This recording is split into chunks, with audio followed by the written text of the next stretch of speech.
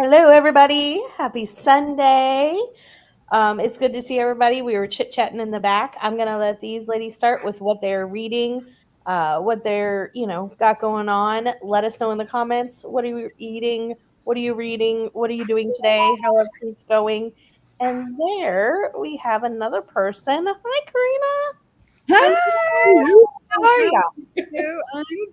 I'm a little frazzled, but I'm good. How are you all doing? We are all really great. We were just going to say what we were reading, and then we were going to start a discussion of Curds of Prey. Oh, my goodness. Oh, so yeah. Excellent. Thanks. So, Fiona, what are you reading today? What do you got going on? What am I reading today? Well, first of all, I changed my channel name. If nobody is, I seen that on Discord. I was like, "Is that just for Discord, or did you change your name?" No, it's on the channel. I was like, "Who's my Cozy Haven?" when it popped up. Oh. Okay. I've been thinking about it for a couple of months, and I've been back and forward with Beth and with Sonia and with another friend, and we eventually plomped on my Cozy Haven. It's so much more encompassing than Reads and Eats, so I changed that this week. I like that. So, reading wise, I'm reading The Fix by David Baldacci. Oh. This is one that Mum and Dad have read and really, really enjoyed it. So it's like an FBI and espionage type thing. So it's quite a chunker. Emily, I'm picking after you. I'm actually reading shorter books this month because like the summer I like to read through quick things, and I feel like this school year I just settle in with longer ones. So yeah, so it's the only book I've got going at the moment. So oh wow, okay. Yeah, so for me that's very light, but there we go. So Emily, what are you reading? Put me to disgrace, honey. So I am reading A Torch Against the Night, which is book That is practically a pamphlet. I know, it's so short. It's only 452 pages. I know, practically a pamphlet for you, Emily. Yeah. So it's the second book in the Ember and the Ashes series, and I have like 50 pages left in this book. So that should get finished tonight. And I'm also have been working on Elizabeth of East Hampton by Audrey Belleza and Emily Harding. Emily Harding also wrote How Freaking Romantic, which is like a book of the month book this month. But this is a modern retelling of Pride and Prejudice. Oh. So I figured for Jane Austen July, I have to read it. So okay, cool. How about you, Beth? Nice. Well, I'm working on the Metamorphosis of the Metamorphosis of Autism, A History of Child Development in Britain by Bonnie Evans. That's one of my curated exams books. Oh my goodness. And it is also a pamphlet of about 576 pages. It's tiny. And to offset that, I'm just started Booked for Murder by PJ Nelson. Nice. That's a fun Nice. Yeah. That is like not a curated exams book. I'm kind of going back and forth with, like we just did Mr. Limoncello's Escape from Mr. Limoncello's Library. Just reread that because it's on my list. And then I'm working on Metamorphosis. So I was like, I always did that. I gotta have something. Yeah, absolutely. You need a little light reading with your heavy stuff there. Yeah. I always like if I had to read a really heavy book for class or something, I would always have to have something very fluffy, kind of like, just calm down mind tamer on the side. But yeah, I don't blame you. Hello. Oh goodness. Hello. Hey. How are you? Good. Good. So you behaving? That didn't sound quite convincing there, little one.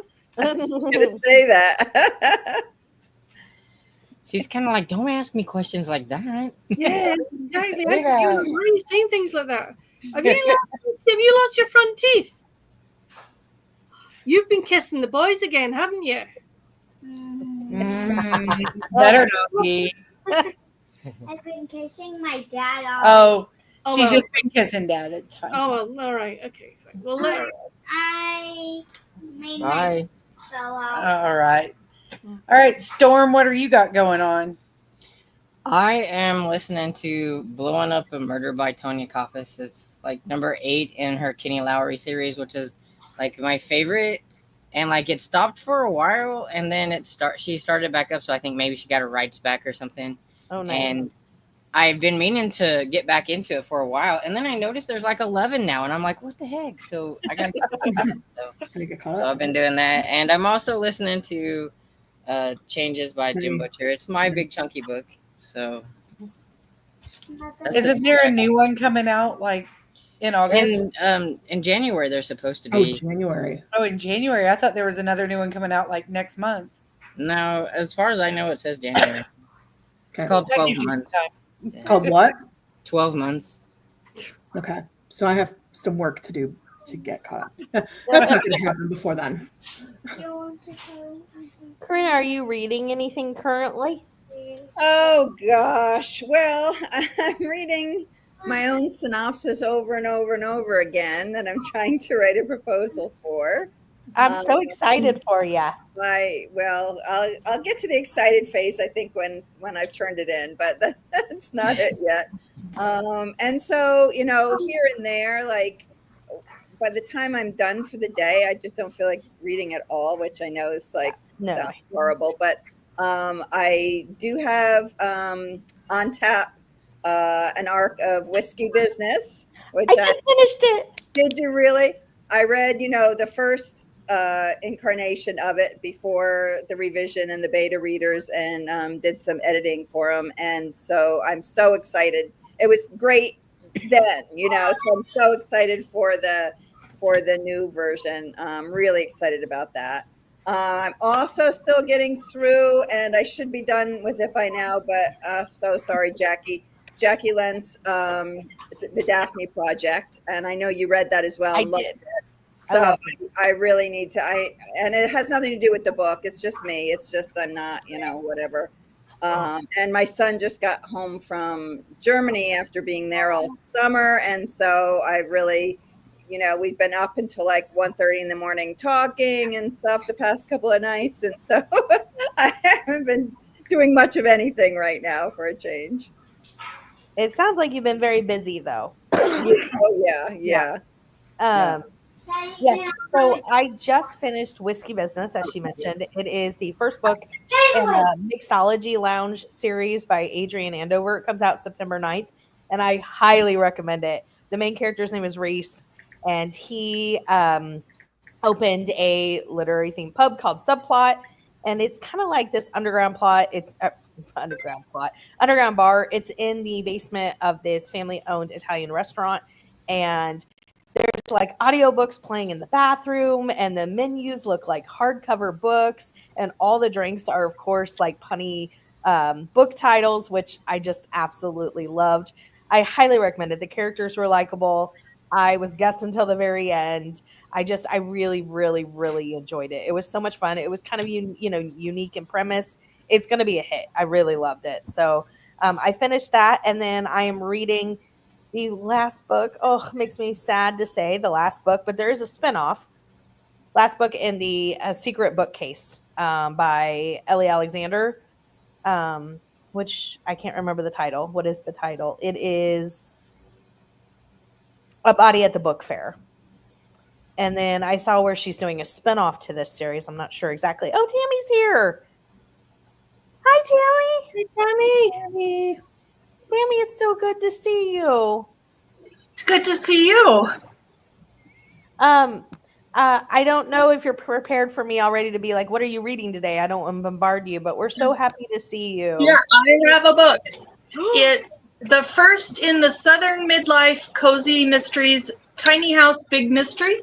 Ooh, I love tiny houses. Oh, that's a fun title. By MZ Potts. MZ Potts. I've never heard of that. I'm going to have to look it up. Thank you. Oh my gosh. That looks really cute. It does. I think The tiny houses look beautiful at the front on the cover. I'll hold it up again. Yeah, it's really cute. Yeah. Really cute. So today's discussion for Korina joining us is the third book in the cheese shop, Curds of Prey. And I don't know about you all. I don't know if y'all do this. So I want to know what you rated it, how everybody thought. I've given them all 5+ stars. I don't know how they continue to get better, but they do. Each time I think, oh, but the weird thing is that, and I really do mean this, I'm not just, every time I read one, I think that that's my favorite. But I do that with all my favorite stuff. Like I'll be watching Friends, I'm rewatching Friends, and I'm like, oh, that's my favorite episode. Oh, Yeah. that's my favorite, like in the moment. So maybe that's why. But when I was reading Curds of Prey, I was like, oh my gosh, this is my favorite. It's just so much fun. And I still want to say that this one broke my heart a little bit, but that's okay. Yes, for you. Yes. It didn't break my heart. That's right. That's right. Luckily, you two are not like right next to each other. You've got Fiona there in the middle to keep you. Fiona's our mediator. Yeah, I'm the referee here. Right, I'm gonna own up, Korina. I'm afraid I haven't read this series yet. Not because I don't want to, but trying to get American authors' books here in Scotland is really, really difficult. It's getting worse. That's terrible, and I think I need to go personally to Scotland. Right? I volunteer. Yeah, Jeez. Yes, I will go. So I've noticed that there's a bookshop in the centre of Edinburgh called Blackwell's, and I'm going there in 2 weeks' time as part of going into the Edinburgh Book Festival. And on their website, they say they have your books. So my plan is to detour into Blackwell's. That's wonderful. Fingers crossed you can get it. To get some books. Fingers crossed. Yes, I would hope so. I've got them there to read, but I'm really looking forward to them because I'm keep being told by these guys I need to read it, and Sonia's like, Fiona, why haven't you got this one yet read yet? So that's read it. Thank you. No worries. So Emily, I haven't read it either. Right? I read it. I would give it, I think I would give it a 4.75. Only because it deals with the murderer reveal where I'm like, I don't remember seeing that. Like what tipped Willa off to who the murderer was. I was like, I don't remember that. So I need to go back and see like if it was mentioned. I'm sure it probably was, but I don't remember it. I need to go back. If it was, then I'll bump it up to a 5. And I'll have to review as well because I also don't recall. But so I look too. I will say this. I think Roman is a man-child. We'll get more into that. Why I think he's a man-child. And I want more Detective Heath. There was like we hinted. I need more.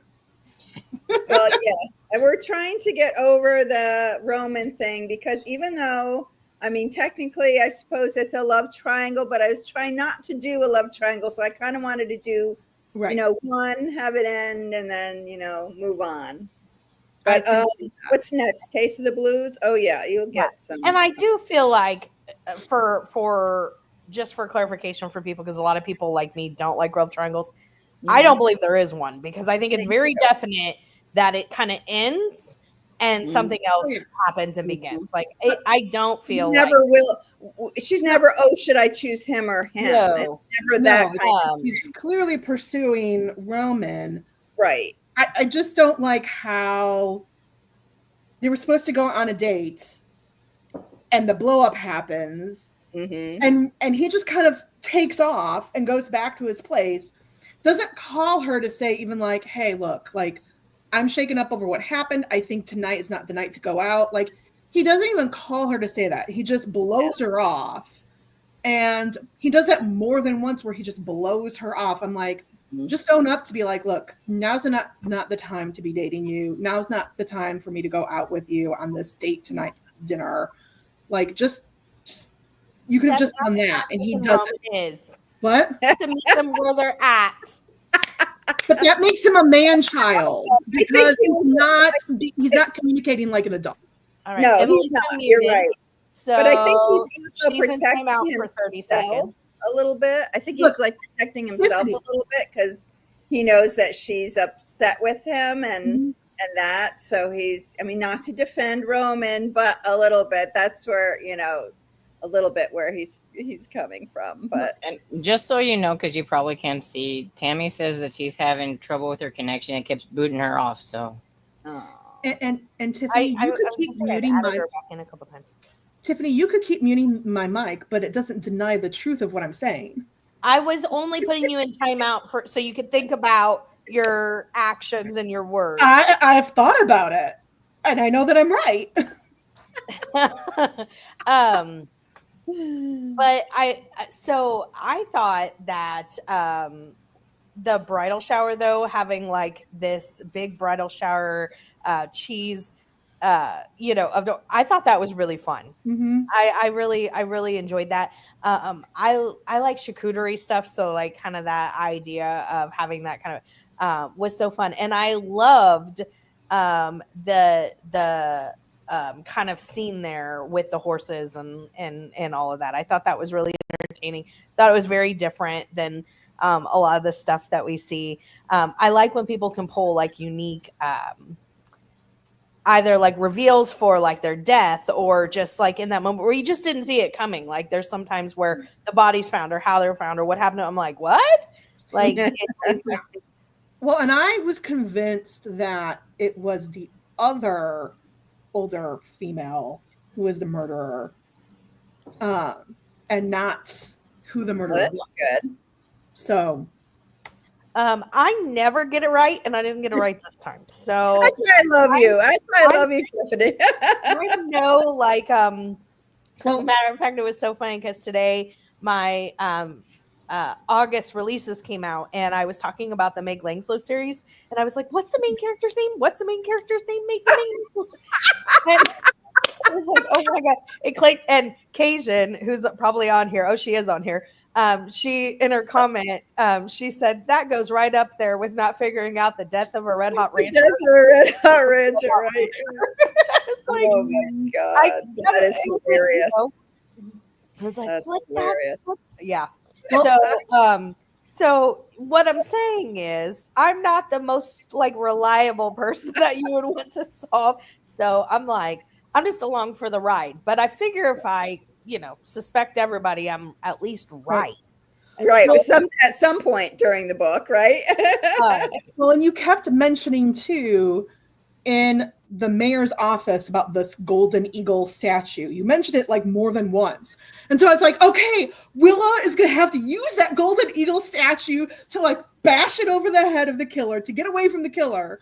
Because like, why was she mentioning this more than once? Okay, can I tell? That's interesting that I still had that in there because I handed that in to my editor and with a completely different ending that did exactly that. And that is why I mentioned it. And she said the ending was a little too much like Gone for Gouda because the culprit had a gun.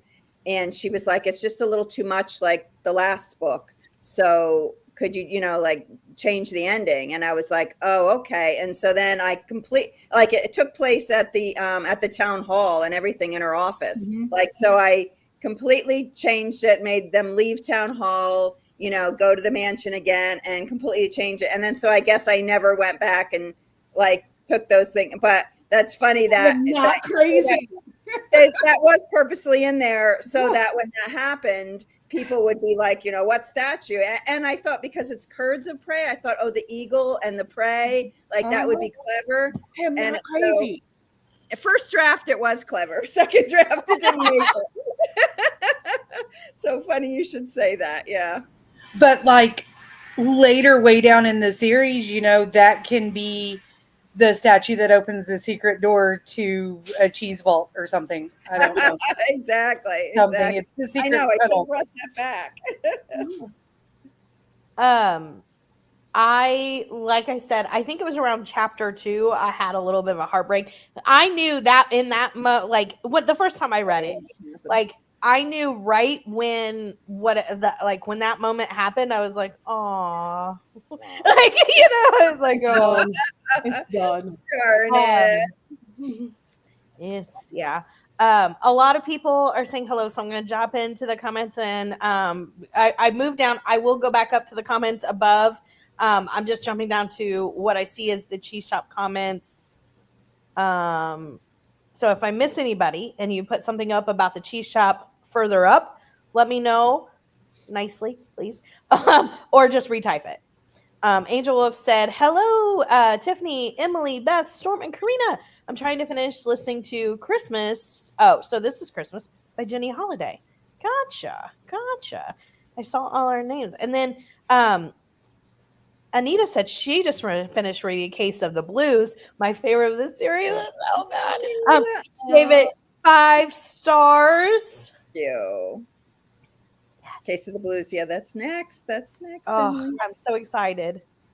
And then, hey, Mel Max, she said, Anita, I just finished Case of the Blues yesterday, too. Nice. Nice. You guys are all set for next month then. I know. I looked for cheese ambiance because I tried to pick a theme.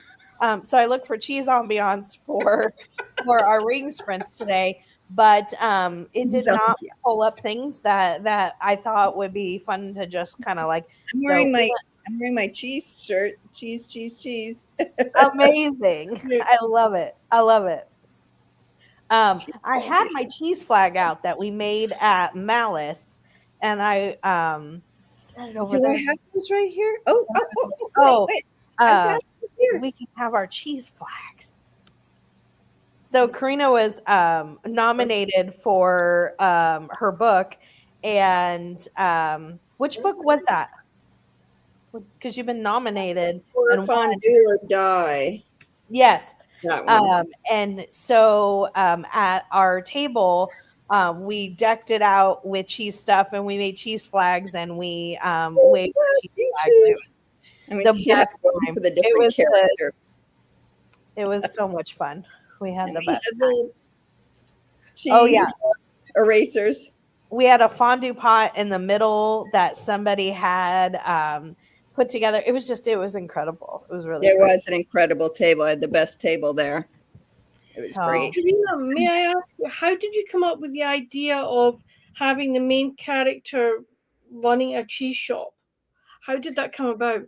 Well, that came about from my editor. That was actually her idea. She wanted a cheesemonger to be the main character, and so I had I came up with the cheese shop and everything. But obviously, if she's a cheesemonger, she's going to have a cheese shop. So yeah, it's a very, very neat concept. It is.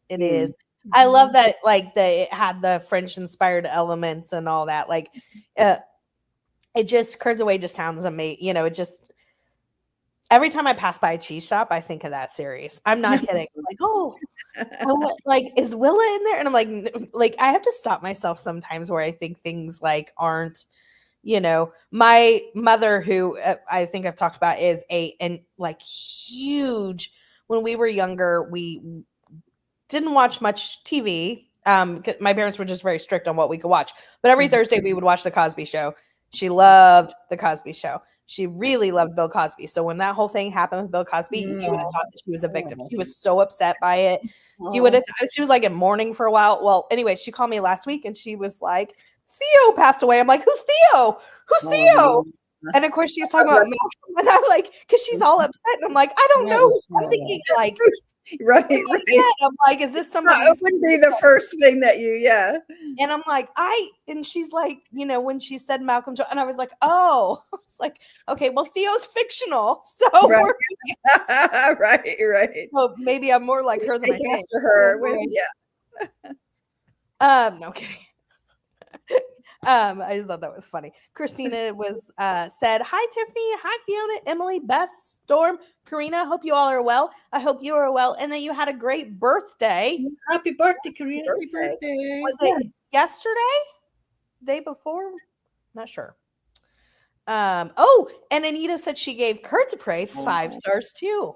Thank you, Anita. I'm just skipping the ones, and then we'll come back to them. But I do have Jackie. Hi, Jackie. She Hi, said, "Hi, Jackie. Karina. I love your curtains. Karina, do you have your AC back yet?"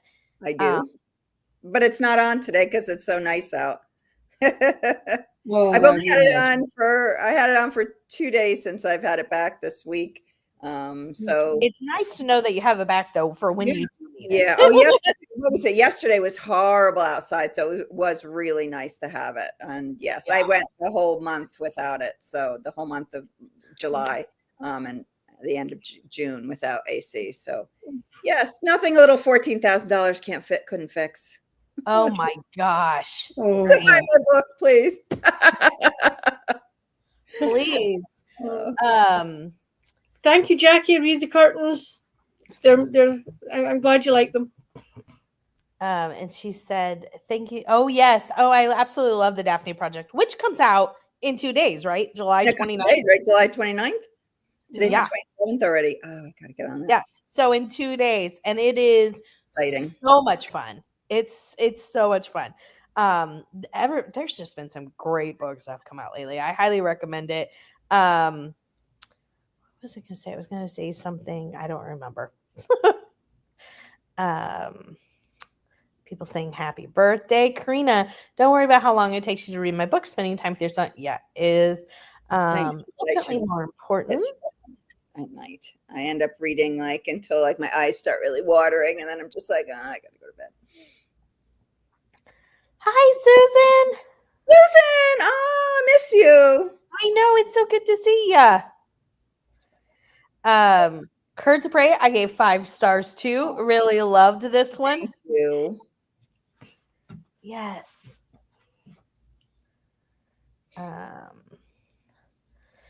That is what it was crazy to me. Roman never offered up an explanation or just nothing.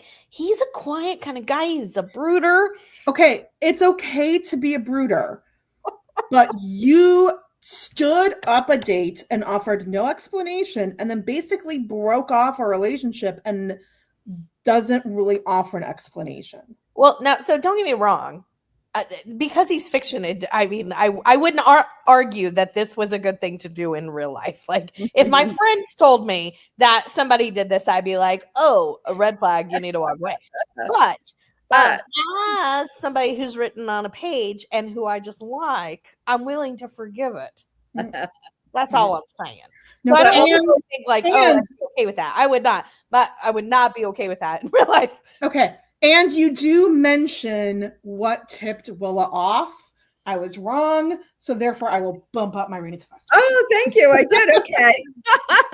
I know. I don't remember reading this. I was right. Thank you. But as far as Roman, I just wanted to say that, it kind of showed Willa at the end when she decided, what she did about him was that he didn't have as much growth as she would have liked because his lack of communication. Yeah. When you leave somebody at the altar, that's quite a lack of communication. And then all these years later, still lack of communication. Like that is not his strong suit at all. And I loved it when Detective Heath was like, when Willa got injured and he was like, no, we need to get you checked out. Like he was protective and concerned for her and was like, I'm driving you. I am taking you. We're going. And then wanted to make sure she was okay. Yeah. And walked her up, wanted to make sure that she's okay. And then how he was almost there about telling his feelings, but he couldn't quite get it out. Communicate them. He couldn't communicate them. He was pretty clear that it was pretty clear that he was like, I was being real and truthful with my feelings. I think because did he mention in book 1 his wife died? Yeah. So look, he's still in the grieving process, and that is very complicated to move on to a next person following the death of a spouse. Because there's a lot of guilt associated with that. I feel like we're making justifications. I am not justifying. We're not making. I'm understanding and being compassionate. That's oh my God, I think you two need to be in timeout. I really do. Well, and also Will is involved. For a minute. Also, Will is involved a lot in these investigations, Yeah. which is kind of like puts him in like a situation of, like, is that appropriate? So I think a lot of times he's feeling like that, like, maybe I should be like more appropriate than just Correct. saying, hey, I really like you, whatever. Not wanting to Well, mix and business with part of pleasure. the reason that I knew it wasn't just that, like, when the reveal happened, that I knew it was over, is what Emily said, but more to what Korina said. Like, I was like, okay, you left somebody at the altar with no explanation, and now all these years later, you've learned nothing from it. Right. And that's where I was like, oh, because there's been no growth. And Yeah, again, so I understand it. Like, I agree, like, with I'm saying, like, And also, you're in your 30s by now too. Like, you need to know how to communicate. I can understand, like, if you're in high school and like, oh, this blowout happened, I'm gonna run away from this girl now. Cool, you're in high school. Like, I expect you to be emotionally immature. You're in your mid-30s. Right. No. Yeah. Toya said, now don't get me wrong, I love cheese as well, but Willa literally made everything out of cheese. Wow. I know it reminds me of like the scene from Willy Wonka where they go around and everything is edible. That's what I think of. Like, they go to sit in their chair and it's just like a hunk of like Yum. Yeah. I mean, at some point you get tired of cheese. So like, I had a brother who worked for like our local Dairy Queen, and every time you worked a shift, and like our local Dairy Queen, it was just the ice cream portion. It did not have, like, I thought it was weird when I first saw my Dairy Queen that served hamburgers and what have you. So it just had ice cream. And whenever he worked, like, he was able to have whatever, like, one ice cream thing, whatever he wanted. So like, you could have a large blizzard every time he worked. He's type 1 diabetic working at a Dairy Queen. I was going to say, it wasn't great for his health. But he was like, I was like, oh my gosh, I would die. I would go nuts because I love ice cream. He's like, actually, after a while, it just gets old. Yeah. Well, don't get me wrong. There are not many things that I could eat all the time, but cheese, because of the variety I could. Like, I was just saying, there's so many varieties, right? I don't feel the so same. I worked at a Dairy Queen too, and they let us have the ice cream and whatever. And after a while, it doesn't matter how much you like ice cream. I still barely eat ice cream because I worked at Dairy Queen for a couple of years, and I was full time. Like, I was working 35 to 40 hours a week, and every like 6-hour shift you get a free. So I'm working 2-3 shifts a day, eating 2-3 blizzards a day. Oh, so it doesn't matter how many different things you put in it, flavors, additives, whatever. After a while, it's just like somebody waves another ice cream cone at me, I'm gonna lose my mind. Cannot. They would. Yeah. But if she didn't make something cheesy, there would be no point for me to write that she's cooking at all, Yeah. I will say this: the quesadilla, the apple quesadilla, the goat cheese breakfast quesadillas. I'm like, that sounds delicious. I need to try that. It really is, and it's very easy to make. That is something that I've actually made several times since the book, because it is really good. One thing that I love about this series is that her best friend Baz is unwilling to try any other type of cheese than cheddar. Yeah. Like, if he is like dead, like it just cracks she's me like up. hiding the macaroni and cheese, like so you wouldn't know that there are other cheeses in it besides cheddar. Right. It just, oh my gosh, it makes me laugh. Since I just finished Case of the Blues, I have that in the forefront of my mind and can't remember details of Curds of Prey. I should have waited to read Blues until after this discussion. I know, maybe the Blues now. Case of the Blues. Hopefully we are jogging your memory a little bit.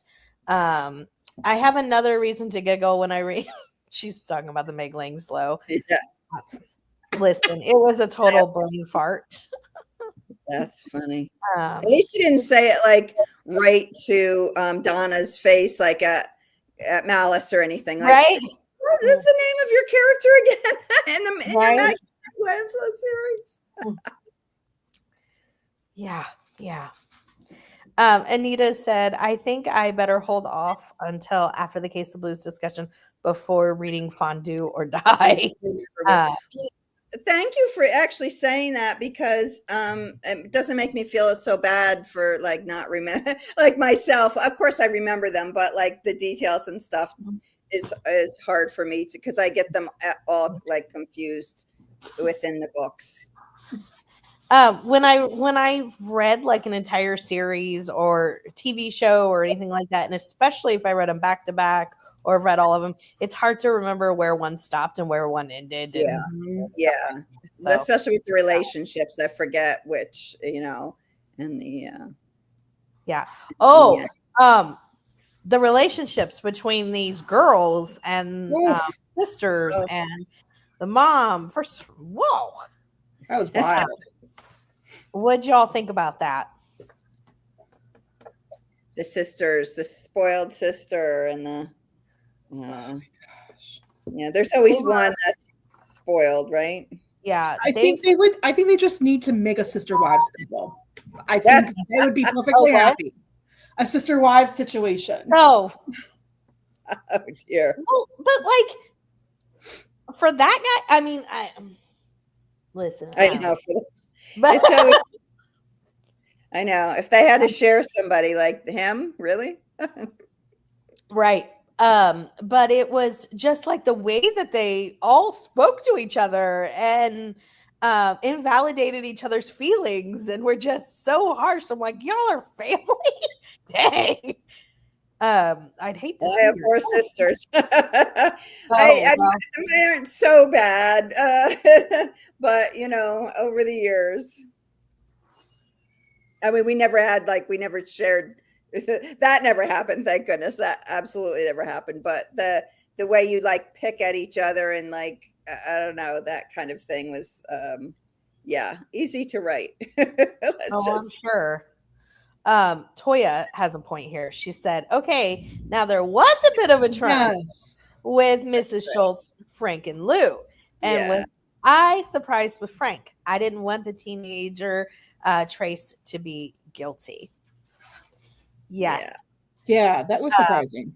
It was surprising. And Mrs. Schultz was so heartbroken and I felt so bad for her. Yes. Like that was written so well because I mean, I really did feel like she was just devastated when she found out the truth. And I was like, oh, but I do like Lou. So I was kind of like, okay, well, if I can't win with Roman, then I know that Lou in real life probably wouldn't be the best choice because he's kind of, but I don't know. He's just like I know maybe it's because he's just been around from the beginning. I don't know, but like I feel like I have a loyalty to Lou. Well, and I liked how everyone just kind of when the reveal of Frank came out, everyone just kind of surrounded Mrs. Schultz. It was like, we're going to put this barrier of protection around her. Yeah, like, that's how it should be, and that is how it should be. Yeah. It's tough getting back out into the dating world. So, yeah. When you're smack dab in your 60s? When you're smack dab in your 60s, yes. And in a small town. Yeah. True. I also like the Baz and Gia thing. When Baz is like, yeah, Gia makes these healthy smoothies for me and I hate them. Communicate, Baz. Right. Your men have a tendency not to. They either are trying to make themselves look good, trying not to hurt other people's feelings because they can't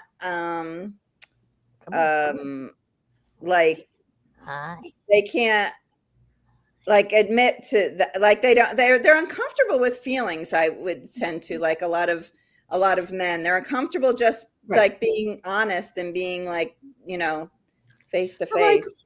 Women, we don't do a great job communicating sometimes because we can be people pleasers and kind of give up what we prefer for the sake of maintaining peace, right? Yeah. But you could have just said like, look, I'm not a fan of these. I don't really care for them, but they're important to you. And so therefore I will partake. Right. That whole thing though, I think he felt like he I feel like he kind of walks on eggshells with her. I don't know what it. I mean, their relationship has kind of always been unsteady. In the way that he talks about it, he's never been real confident with it. And he's hit it, and I don't know. I just feel like it's maybe he doesn't feel like it's on solid enough ground to really communicate it. Yeah. I think he liked her before he really knew her. Like, he really liked her. And then, so now he's trying to still like her, even though they like have nothing in common. Right. Really. He's just, and especially because Willis has this thing, then he's going to like defend her and like this relationship. And so I think a lot of people start out like that too, where they, they're attracted to somebody and then they're still trying to keep it going, even though, in reality, And also it's a small town and there's not a wide social circle for him to right. pull from. Right. Okay. Hold on. Can everybody say hi to Kairu? Hi, Kairu. Okay, there we go. Okay, can you lay down now? Aw. Okay, come on, there. Everybody there. Thank you, everyone. Okay. Whew. Boy, oh boy, oh boy. Okay. 14,000. I know. A 13.5. I didn't mean to exaggerate, but yeah, it was my old furnace system and the condenser and everything. But it needed to be replaced for years, and every winter I would just kept my fingers crossed. So I'm glad it conked out in the summer and not the winter. I got lucky there, but yeah. It hurts. That's been in that much. Yeah, that's still a lot. I mean, basically at that point, it's tomato, 13.5, 14. I mean, that's a lot of money. I mean, I really debated just sell the house and move to Scotland, because honestly, you could have packed up your books and then Fiona would have had copies and y'all both. Exactly. And then I wouldn't have to worry about it. It was a missed opportunity. It really was, really. Her birthday's today. Hold on. I know we got balloons or something, right? There we go. Woo, happy birthday. Oh, we gotta get confetti too. Oh, happy birthday, she said, and it has been fabulous so far. I got books and a coloring book, and I get to see all you beautiful people. Well, Christina, I'm so glad that you are having the best day. That is amazing. Makes me so happy. Happy birthday. Happy birthday, Korina. Yes. Thanks for spending some of it with us. That's fun. Jackie said yes. 29th. It is July 29th. The other J. Well, one of the other J's. Oh my goodness. Let's move on. It is July 29th coming out. Tiffany, I agree with you. Hold on. Fireworks are needed. I'm just saying. She agrees with me. Fireworks. I can overlook a lot of things in the context of fiction that I wouldn't in real life. Yeah. But I did have people loving Detective Heath over romance, so it's okay. Yeah, that's true. Cheese shop. But in real life, people do that, what Roman did. So it felt real to me because it happens. Still don't like him, but that has nothing to do with it. Right. I mean, I do try to write, like real characters that are flawed and have good points, so people can still like them and whatnot, and and decide for themselves. And that's why I try not to make anybody, except maybe the culprit, like all good or all bad, so that you can see that, that's just how people are, and it's okay. And it's and like I made it a point to say that, Roman's not a bad guy. He's just not for her. And that's how she felt. Like I didn't want to go with, them like being like, they end up still, spoiler alert, being friends. And yes. And I think he would make a great friend. Yeah. And he is a good friend. So. Not a great romantic interest.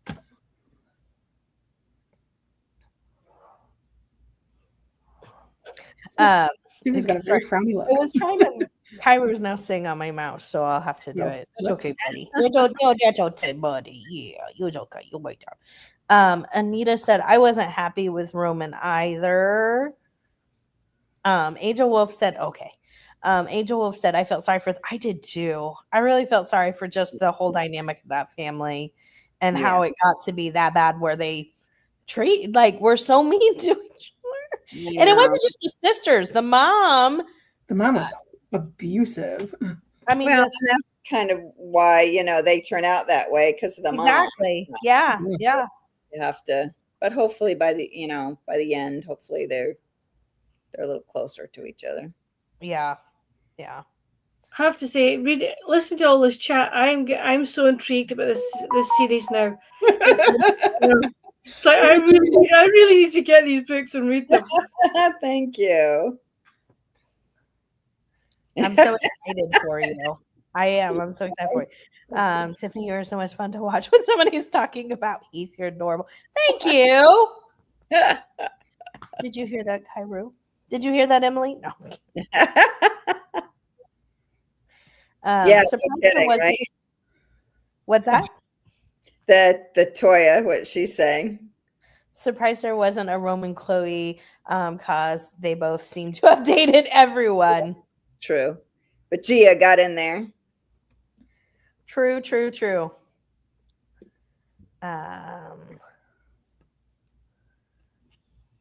Jackie had to head out. She said, need to step away. Gotta take care of my husband. Love y'all. Bye, Jackie. Everett just kind of swooped in there with Ginger. And Kairu sighting. Yeah. Yes, absolutely. Christina says, hi, Kairu. Do you hear everybody? So now you can, yeah. You've gotten attention. Now, how did you choose his name? He's named after one of our favorite hockey players. Oh, I should have known. Oh, he's so cute. Look at him. Which is really funny because during the hockey season when we watch, I'm more vocal than Kevin, but we both kind of yell at the screen and it'll be like, what I do? Oh. I'm right here. Sweetheart. She said you're a pretty boy. Okay. After I typed that, I realized it's been 20 Yeah. Since I worked in HVAC. Oh, thank you. I wasn't coughing because something was wrong. It's okay. I was coughing on purpose. Okay. At the HVAC, so I suppose prices did go up. LOL. Yeah. People saying happy birthday to Christina. It's actually one of the reasons why I rent and don't own. Because I'm like, I can't fix anything myself. Like, I wouldn't be able to fix a furnace, air conditioning issue, but like just minor repairs, I wouldn't be able to fix on my own. I'd have to hire someone out for everything. I'm like, I can't afford that. Yeah. Yeah, it is crazy. Cajun said to Melmac, Meg agree about overlooking things in fiction, but we still have the great lemon cherry debate. Lemon all the way. Lemon. Oh, hey, we agree on something. Yeah, see, we're coming together now. You hear that, Melmac? Cherry. We didn't hear any cherries up here. We heard all lemon. I remember the Witches of Eastwick, and there's a cherry scene in the Witches of Eastwick, and that kind of turned me off from cherries. I'm just kidding. Storm is team cherry, but everybody else up here is team lemon. No, I'm both. I'm team both. I was going to say lemon and cherries. That would be a hard choice. I'm team both as well. Thank you, Korina. I'm like, Beth is not saying a word in this one. Do you hear that, Bobo? No love. I got no love. We love you. We love you, Tiffany, but you know. Her ice cream pictures always look really nice. They do. That looks like blueberry ice cream. I think so. Yum. It does. Yeah, I'm Is it pretty sure. blueberry? Oh yeah, it is blueberry. I see the Yeah, blueberries around it. Every month she does a different. She A does a theme every year, and every month she changes her profile. Oh, that's nice. It's ice cream this year, and so every time we get a new ice cream. See, I am not sick of ice cream. I worked at Carvel, but a very short amount of time when I was 15. I gained 5 pounds in like 3 months and or 2 months. And so I'm not sick of ice cream. So this, I don't call it summer. I call it ice cream season. Yeah. And I just, you're supposed to be, your summer body, but it's ice cream season. So like, so anytime I just even see ice cream, like now I'm dying for it. I'm going to have it when I leave this. Yeah. we have an award-winning gelateria in our town. And my aunt gave me, I crocheted her a shawl, and she gave me, as a thank you, she didn't have to, she gave me some money. And it's like, the stipulation was you're not allowed to buy any more wool with it. You're not allowed to buy any books with it. So what are you going to spend on? And I went, I might go to the gelateria. I still haven't done it. So I've got a month in which to have summer gelateria. I need to do it. Yes. Oh my gosh. I love that idea. Money, just put a set aside for that. Yeah, that sounds really good. Melmac said, yeah, if characters' personalities in fiction annoy me like that would in real life, I probably wouldn't be reading these books. Yeah, that's true. I feel the same way. One of my all-time favorite primetime TV characters would annoy me to no end in real life, but I love him on the show. I'm with you. Now I need to know who that character is. I know. Now you do need to tell us who the character is. I mean, I love Dexter, and so that right. Life, I have a hard time with characters that annoy me. Yeah, I mean, I think about that in some of the romances I read. I was like, oh, this mafia guy is great, but I don't want him like knowing where I live in my life. Or like, Momac said, Cajun, ironically, National Cherry Day and National Lemon Day were both this month, several days apart. And I think that I read somewhere that National Lemon Day took the cake. Oh, honey. I mean, maybe I'm making up stuff. Maybe I'm not. I know Google's a big place. You can't prove it. Pretty sure I heard that too, Tiff. I'm with you. See, you said it That's so read the like same article. I sent it to her.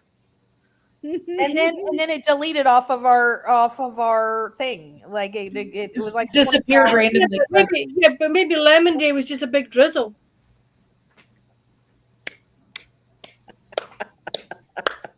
So Melmac said it was Tony DiNozzo from NCIS. Yeah, DiNozzo. I don't know. I don't watch NCIS. Yeah, I don't know who that is. He was very annoying.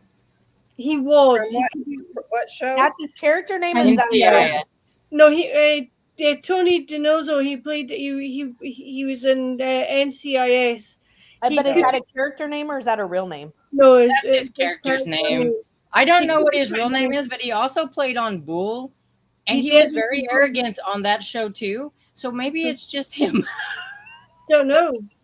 Where could it be? He was podcasted. Yes. Okay. I have seen his face on the show, but I don't watch the show, so Yeah. I believe you though. Anita said nothing. No. So she and Storm are Team Cherry. She's laughing. Hey, Dream. She says, good to see everybody. Momek, we had a huge cherry festival up here at the beginning of the month. Ooh. Now, fresh cherries, some of my favorite stuff. See, I like lemons, like the actual lemon. I can just eat a lemon like that, but I don't like lemon cake, lemon pie, lemon candy, or any of that stuff. But I just like the actual lemon. But I like cherry pie, cherry candy, and cherry. So that's why I'm like, I have to go with cherry. That's true. That's true. It depends what it's in. Yeah. I don't support that message. I mean, I don't support that message. My mom used to make lemon bars. I have to. My aunt stole I didn't get her recipe book out of the stack in time, and so my aunt took it, even though it's mine. It has my mom's handwritten recipes that she tweaked to make them right. But a bunch of my friends that I went to high school with worked at the local movie theater, and my mom used to make lemon bars and take them down there for her boys. Oh, And as they grew up, as we all grew up and went and got real jobs, a bunch of them became policemen, firemen, EMTs, and would still request that mom make lemon bars and bring them. So there are like a couple of generations now, because their dads were all like the police, the EMTs, the whatever, and then we grew up and their dads. So they all kept requesting. Well, now I've moved back about 45 minutes from where I went to high school and college, and they're like, hey, we know mom passed away last month, but do you have that recipe for the lemon bars and the dream bars, and can you make them? So lemon bars have to be my favorite, and I have to find that recipe because they want me to make giant batches and drive them the hour and drop them everywhere.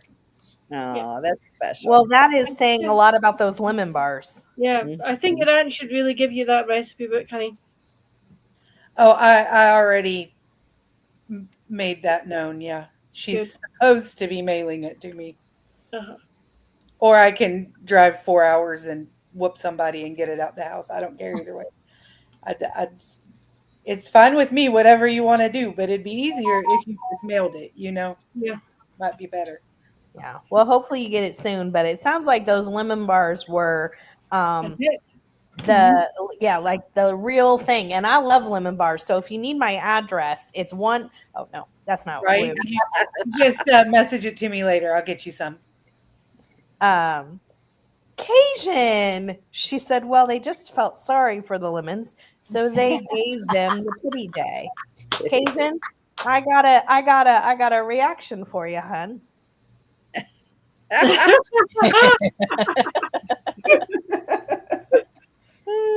My answer is neither and both. It depends on what it is. Cherry is better with some things. Okay, in fairness, I totally agree, because as far as fresh fruit, I think fresh cherries are my all-time favorite. I buy them from the minute they get here, and I don't care. I know they could be so pricey per pound, but they're here like 2 months. But if I'm eating anything flavored, I'm going to choose lemon every time, like lemon bars, lemon meringue pie, lemon. That's just my dad would agree with you on all the lemon stuff, but he doesn't like regular. Like he wouldn't bite into a lemon, but anything flavored lemon, he's like all for it. So Melmac has a good question for Korina. Okay. She asks, what do you think of a cheesecake themed cheese shop novella in the future? Ooh. I like that idea. And then be able to get into the dessert aspect, because there's so many different types of cheesecake. Correct. Yeah. I actually in book 6, Bait and Swiss, because it has to do with chocolate, I do have a recipe for chocolate cheesecake jars in that book. So there could always be a spinoff at Hope's Bakery, and then Team Cheese can stay together. That's right. Yeah, we Dad and I made a key lime cheesecake for dessert tonight. Oh, yes, exactly. That was really nice. Right, put all these ideas together in one. Yep. Right, I'm gonna hop off, guys. It is time for me to hit the hay. So nice to meet you, Korina. Lovely chatting with you. And I will see you all next week, guys. Have a good week. Bye, Fiona. It was so good. Beth, are you making a pumpkin over there, or is it just Halloween like colors? No, it's going to be a wall hanging, but it is a tarot card inspired corner to corner like blanket. It's the reader. Oh, that's cool. That's really cool. I know we're right about an hour in, and we know that Korina, you probably have some other stuff. So I want to ask. Yes. Don't say who the killer is, because we don't want to spoil anything for people who haven't read, but did you figure out who the killer was? and all of those kind of wrap up questions of did you figure it out? Did you, that sort of thing. I'll start. No, I didn't. But I did suspect that person, but only because I suspected everybody at some point. And then I was like, okay, well, clearly they didn't do it because they're on the ground. No. So Emily, did you suspect the killer? I suspected somebody else. Nice. I mean, that's a sign of, yeah, because she said, hold on. Hold on. One more about that. I keep saying, I was like, oh, no, wait. Okay. So Angel Wolf said, I didn't figure out who did it. Great. No, I was surprised at the identity of the culprit. So was I. I don't remember if I figured out who the killer was in Curds of Prey, because she just finished Case of the Blues. She's the one that was saying that she. I will say that the scene where other people find out, who I'm trying to say it in a way that's not like, but there's when the scene and it happens, and when the other people surrounding that person find out who it is, I did like at first their reaction to. Not at first, but I liked their reactions once they did figure out who it was, because I didn't know how they were going to react to it or what they were going to do in that moment on kind of like choosing sides. I was like, okay, well, this could go either way, and they could still be because so it's hard to talk about when you're trying to, but I don't want to. I know people haven't read it, so it's so it's hard to have that. In my opinion, it's so much better not to be able to figure out who the killer is. I like being able to guess correctly once in a while, but overall, I think it's so much better and more fun. Yeah, I'm with you. I joke about not being able to figure it out, but yes, I think if I figured it out, I would feel the same way as I do in romances when we're 30% in and they're like living happily ever after. I'm like, what are we doing here? We got 70% left. I don't know where we're going. Right. How I feel if I figured out. Maybe I've never felt the feeling, so maybe I wouldn't feel. Yes, it's the reason why I don't read thrillers, because I can usually get the twist before the twist happens, and that annoys me. And I'm like, and people are like, "Oh my gosh, I was so shocked!" And I was like, I wasn't. I figured it out. I want there to be hints. I don't need to figure it out, but I want there to be hints. So the book, A Torch Against the Night, this is a reread for me. The whole series is a reread. And there are some major reveals that it's what, when I first read it, I was like, oh my gosh, I never saw that coming. And on a reread, I'm like, how did I not see this coming? He is giving us hints throughout the entire time. It's how did I not see it? That's awesome. That's the mark of a really good writer, though, for you not to see it. Because you're so caught up in the story that the little hints are just going over, because you're just I need to keep going on the story. Yeah, that's the main thing, is the diversion. And I don't mind if people can figure out just before she does or whatever, that would be okay. But it would kill me if somebody's like, oh, I knew it from the beginning, and because that is half of it. The fun is trying to figure it out. And and it's interesting because I have had authors say in interviews that some people are like, I figured it out from the very beginning, and the author's like, oh, well, I changed the killer. So it's really interesting that you know what I mean? Right. That wasn't. I wonder if they're just oh, I figured it out, but oh, when that person, when the sleuth thinks it is, then it's that person, and then you wonder if they're always right. And when I'm totally shocked, that's a good book usually. I agree.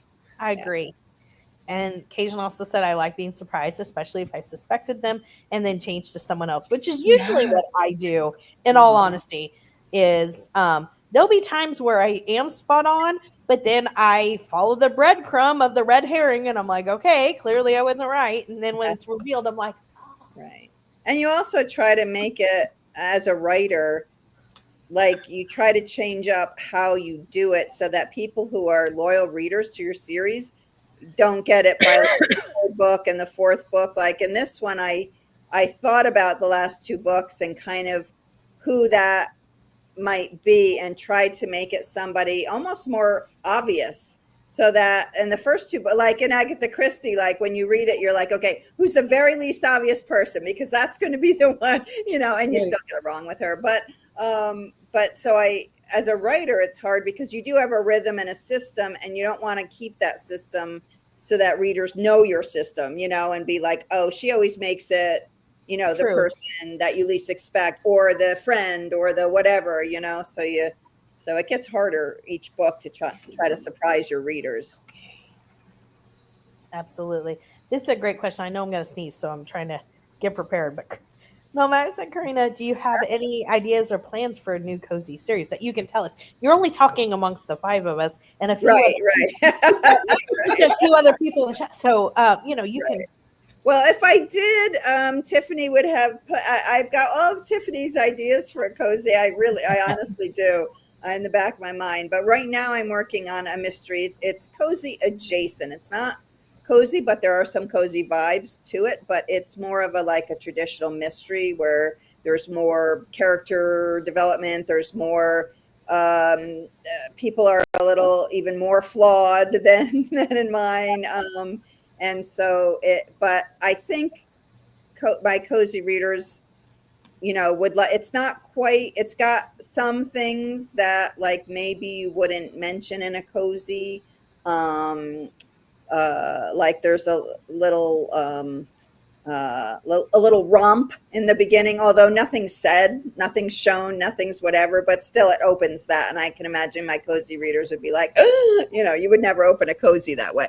So, but anyway, that is what I'm working on right now. It's just, still has to go to my agent. I'm writing a proposal for it, and it has to go to my agent. And then if she thinks it'll be on submission in the fall, hopefully. And so we'll see if anything comes of it. You know, you never know. You just keep your fingers crossed. And if it doesn't, then I'll regroup and see what I'm doing after that. But I kind of had this idea in my head, and so I'm going with it, even though it's not cozy. Gotcha. We're so excited no matter what. But I did send her a list of cozy mysteries I'd like to see. I'm just saying. Like, I could see writing any one of them. They really are great ideas. So we'll see. But no matter what, it'll be great. I'm so excited to see what you do. Well, actually, I can honestly say that I did not guess the killer correctly in Case of the Blues. I remember that much since I just finished it. In fact, I was totally convinced it was someone else. That's terrific. I love to hear that. And sometimes I'm totally convinced to where I'm like, I don't think the author got it right. Are you sure? Are you sure? That's funny. I like being surprised with the endings. I'm with you, Anita. Yes, Cajun, totally agree. And then Angel Wolf says, good luck with the mystery, Karina. I will need the luck. Thank you very much. I'm so excited for you. And Melmac said, Karina, I read all kinds of genres, so I will definitely be interested in that mystery. Absolutely. What was I going to say? So I am gone the 3rd and the 10th of August. So I was going to ask if any of the other Sundays, or we can do a Wednesday or Thursday if we need to, but the Sundays left. So I'm traveling to Illinois on the 3rd and I come back on the 10th, but those two are actual travel days. So the 17th, the 24th, or the 31st. And we try to do later in the month anyways. So would either the 24th or the 31st work?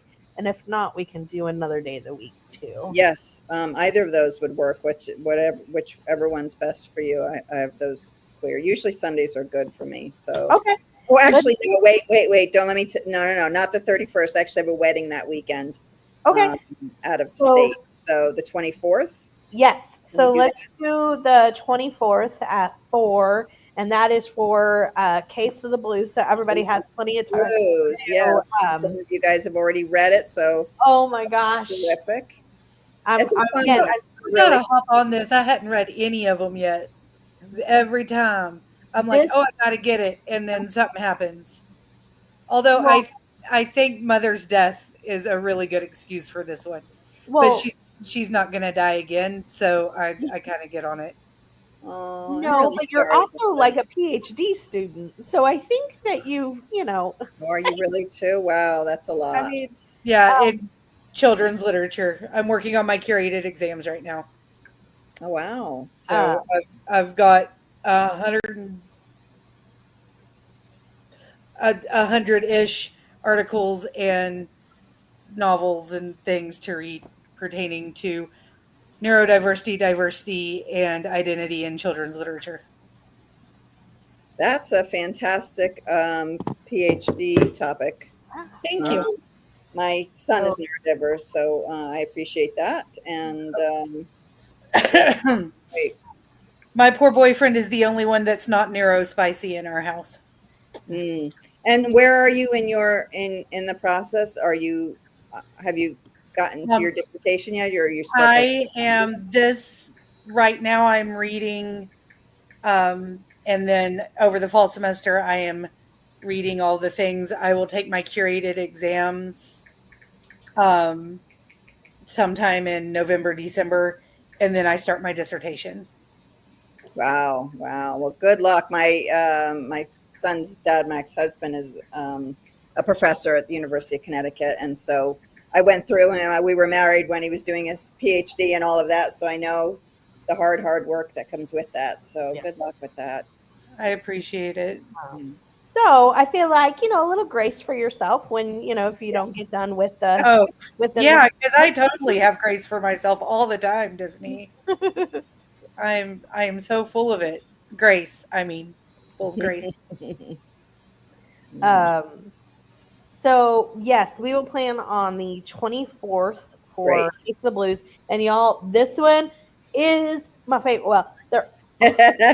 But yes, you have said this before that this one is your favorite. Though Piece of the the book. amount of I'm so excited to talk about it because I don't know how it all came together. Like it blows my mind that people are able to like do what you did in this book and for it all to come together. And you guys will understand exactly what I mean when you read it. It's so good. It's so good. Thanks.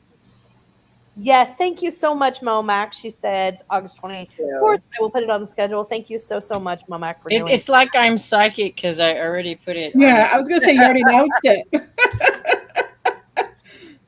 Thanks, Storm. Good thing it worked out. I put it on the 24th, and I'm like subject to change if it's not the right date. Thank awesome. you, thank you, thank you. And I won't read Fondue or Die until after Case of the Blues. Smart. And I will review it a little bit so that I remember. Although I do remember it well because, as Tiffany said, that was the most difficult one to write out of all of them. Oh, So I do actually remember that one quite well because it was hard. I have no doubt. Cajun said, Beth, I'm sad because my daddy's birthday would have been the 31st. He's been gone 2.5 years. She's not going to die again. Made me laugh, and I could see him giving me that C look. Mm-hmm. I know that like I'm struggling hardcore at the most random moments. Like something ridiculous will happen and I'll want to call my mom. I Mm-hmm. burnt soap. I was trying to clean a wok and had soapy water and I forgot I had it on the stove because one of the girls hollered at me and my brain was going crazy. Burnt soap and went to call mom literally 12 hours after dad called to tell me she had passed. Melody said something ridiculous and I wanted to call mom like yesterday. And it's a struggle. And I know it's still going to be a struggle in 2.5 years. When we hit Christmas, it's her favorite holiday. Halloween's mine. That's why I will be making a pumpkin here soon, Storm. Don't worry. There will be pumpkins being made soon. There are, in fact, felt pumpkins in my owl-shaped vase over by the front door. It's the first time I've actually put fake flowers in something like ever, and my boyfriend was laughing at me because there's a little felt pumpkin in the middle of it. He's like, it's July. I said, I don't care. Whole year, honey. But I know it's going to be difficult, and I just keep telling myself things like, she's gone. She's not coming back and leaving again. You get through it day to day. But yeah, no, she not gonna die again. I gotta find a different excuse this time. So my mom passed away on Christmas Day in 2009. Oof. My dad passed away in 2012, and a woman who's like a second mother to me passed away in 2013. It was like 3 deaths in 4 years. Was delightful. But I tell people grief is like a roller coaster. You just never know what's going to happen. You never know what emotion you're going to be riding. And if you fight that roller coaster, it's going to be worse. Just let yourself feel the roller coaster and feel the emotions and work through the emotions. But don't I'm trying. Yeah. So my poor father, his best friend passed away 2 weeks before Christmas. My uncle, my godfather, passed away a couple of weeks before Christmas. His dad passed away, was it December, January? Sometime in the middle of March. And then my mom passed away at the end of June. So it was Uncle Kelly 3 months later, Pawpaw 3 months later, his wife. And so I lost my uncle / godfather, then 3 months later, my grandpa, and then 3 months later, my mom. But my mom made us solemnly swear, I pinky swore this woman while she glared at me, that she was not going to have a funeral or a memorial service. We were not going to buy an urn and put her cremains on the mantle. Like, we were going to take her cremains, put them somewhere, like release them, bury them, something. And that was it. We were done. We were not having a big deal. So we had this last, not yesterday, but the Saturday before, we had a memorial lunch, or lunch and memories, memory and meals, I think is what we called it, where we, like, a bunch of friends from all over the place came together. We talked about mom. People who hadn't met each other got to meet each other and talk about how mom had affected their life and how great she was, whatever. And we had, like, cookout meal, barbecue, hot dogs, tater salad, all that stuff. Well, we did that. My dad's big sister and little sister came to that, went to church Sunday morning. After church Sunday morning, they got him from Northwest Texas. They drove to Tennessee with his parents because Meemaw had passed away in 2020 and we couldn't have a funeral for her because it was the middle of the plague, right? So they took her cremains and Pawpaw's cremains, drove them to Tennessee. And so Saturday he had the memorial meal for his wife, and Wednesday they did a memorial interment of his parents' ashes, and then had a meal with the family, and then they drove back. We picked him up in Oklahoma City, and he was like, I want to go home and have a nap now, please. Oh, I bet. And then he took us to the aquarium. Yeah. He was just like, I want to nap. I want to sleep. Like, yeah. Wow, that's heavy. That's a lot. Yeah. Well, we'll be thinking of you because I know that's and him. That's very. It's so much. And then, of course, he cracked a joke about everybody my age because he's in his mid-60s in small town in West Texas. And he's like, everybody my age is either married or a widow. And my kids were like, your wife just died. You're not giving us another grandma. You're going to die. No, man. Oh. Like, girls, no. Oh, my gosh. Does anybody have any final thoughts for Miss Korina so we can make sure that she gets out of here to get her ice cream? Yeah. I have to feed my son. What ice cream are you getting? Too. Emily, any final words that don't involve Heath?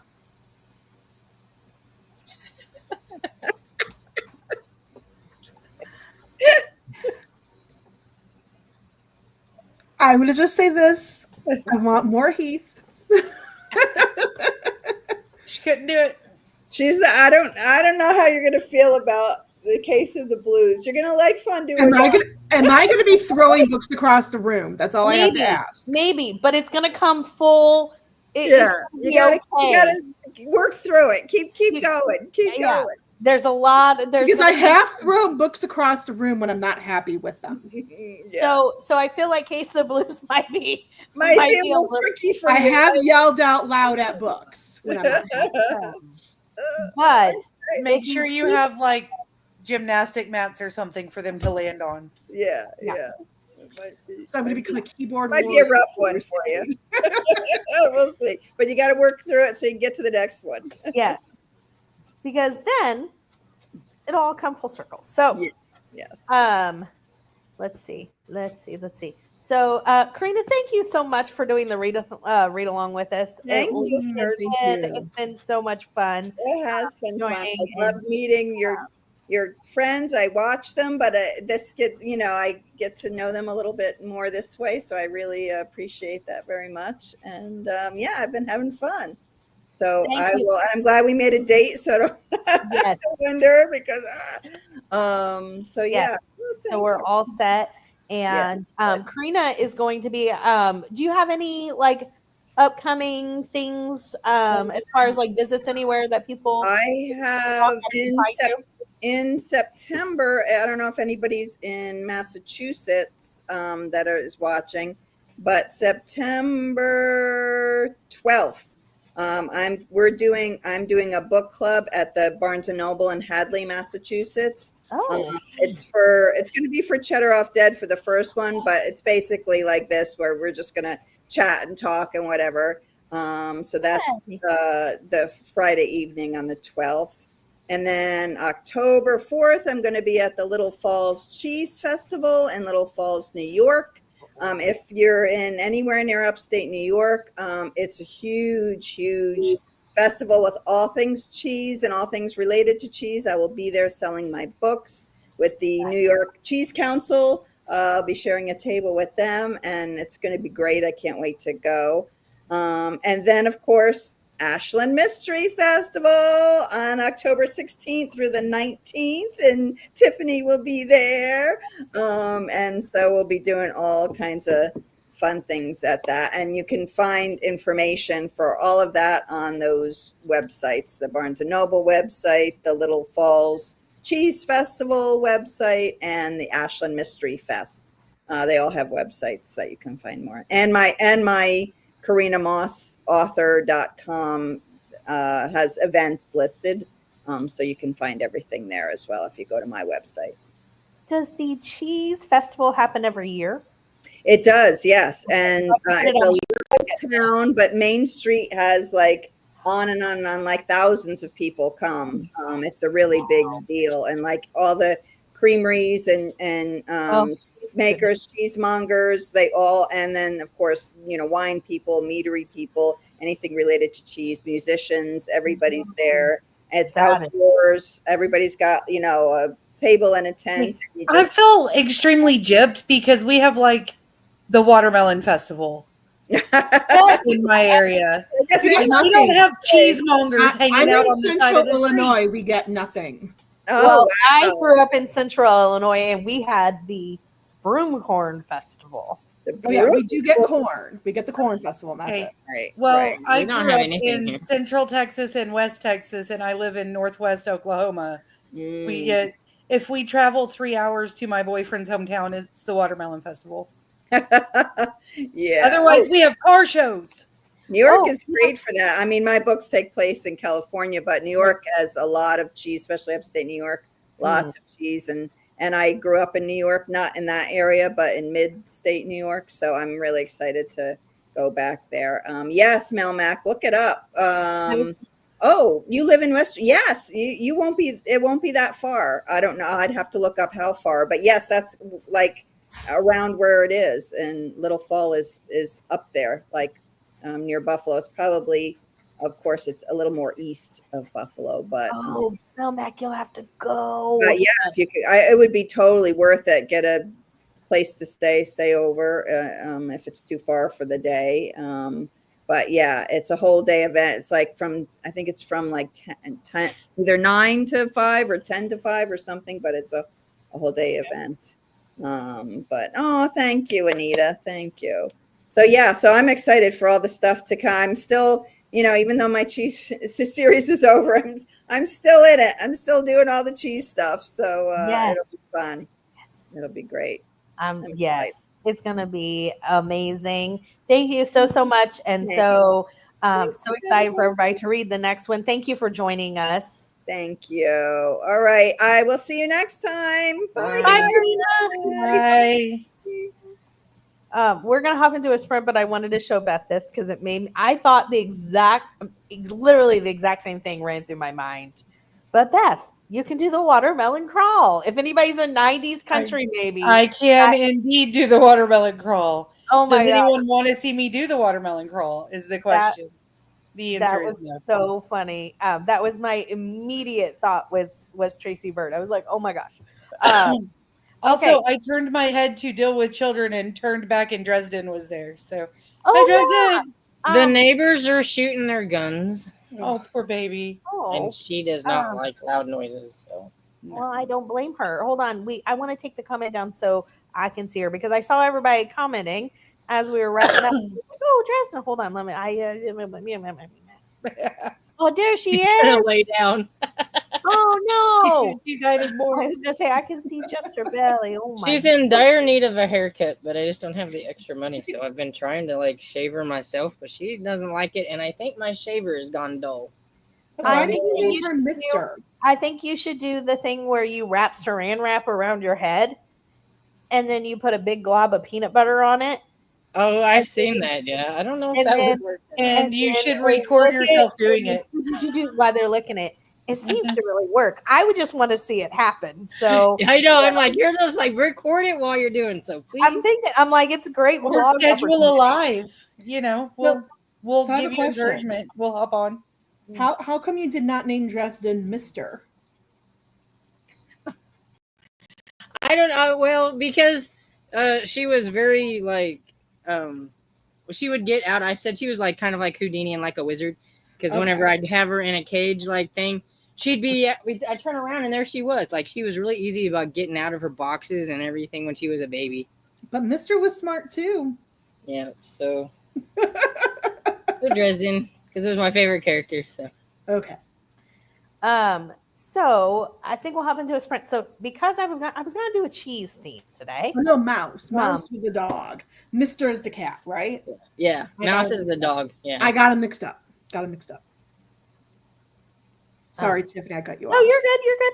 I was like I said, I was gonna do a cheese theme today. Couldn't find anything that was great. So I went with, because we haven't celebrated it much, Christmas in July. So enjoy, my friends. Oh no, Beth doesn't like this. I'll find something else next time. I love Christmas. No, you're July. fine. Look, I have every reason to hate Christmas because of my mom, but I love Christmas so much. I'll find something else next time around. We'll just do the one round, and because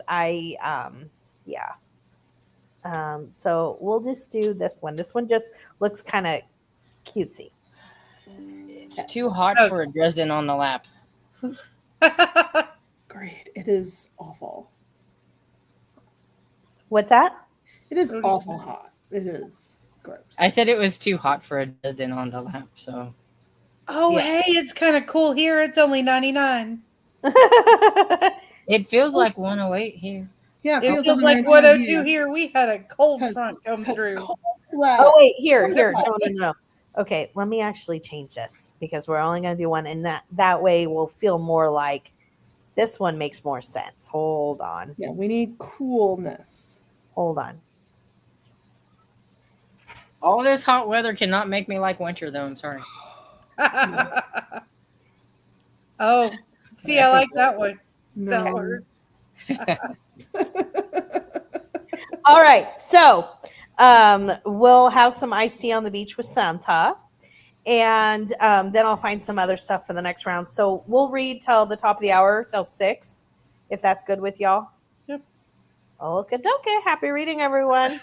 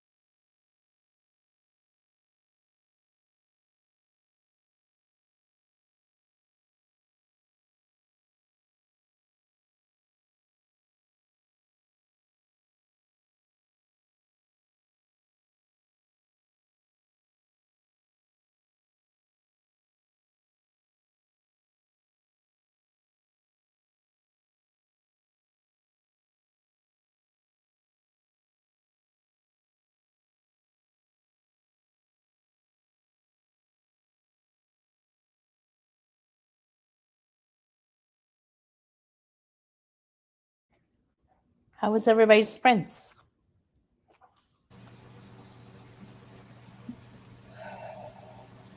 I have like 13 pages left in my book. Oh, wow. And yeah, well, I mean, I had about like 40 pages left. And like, it's a reread. I know what's coming. I still cried because a family just got slaughtered.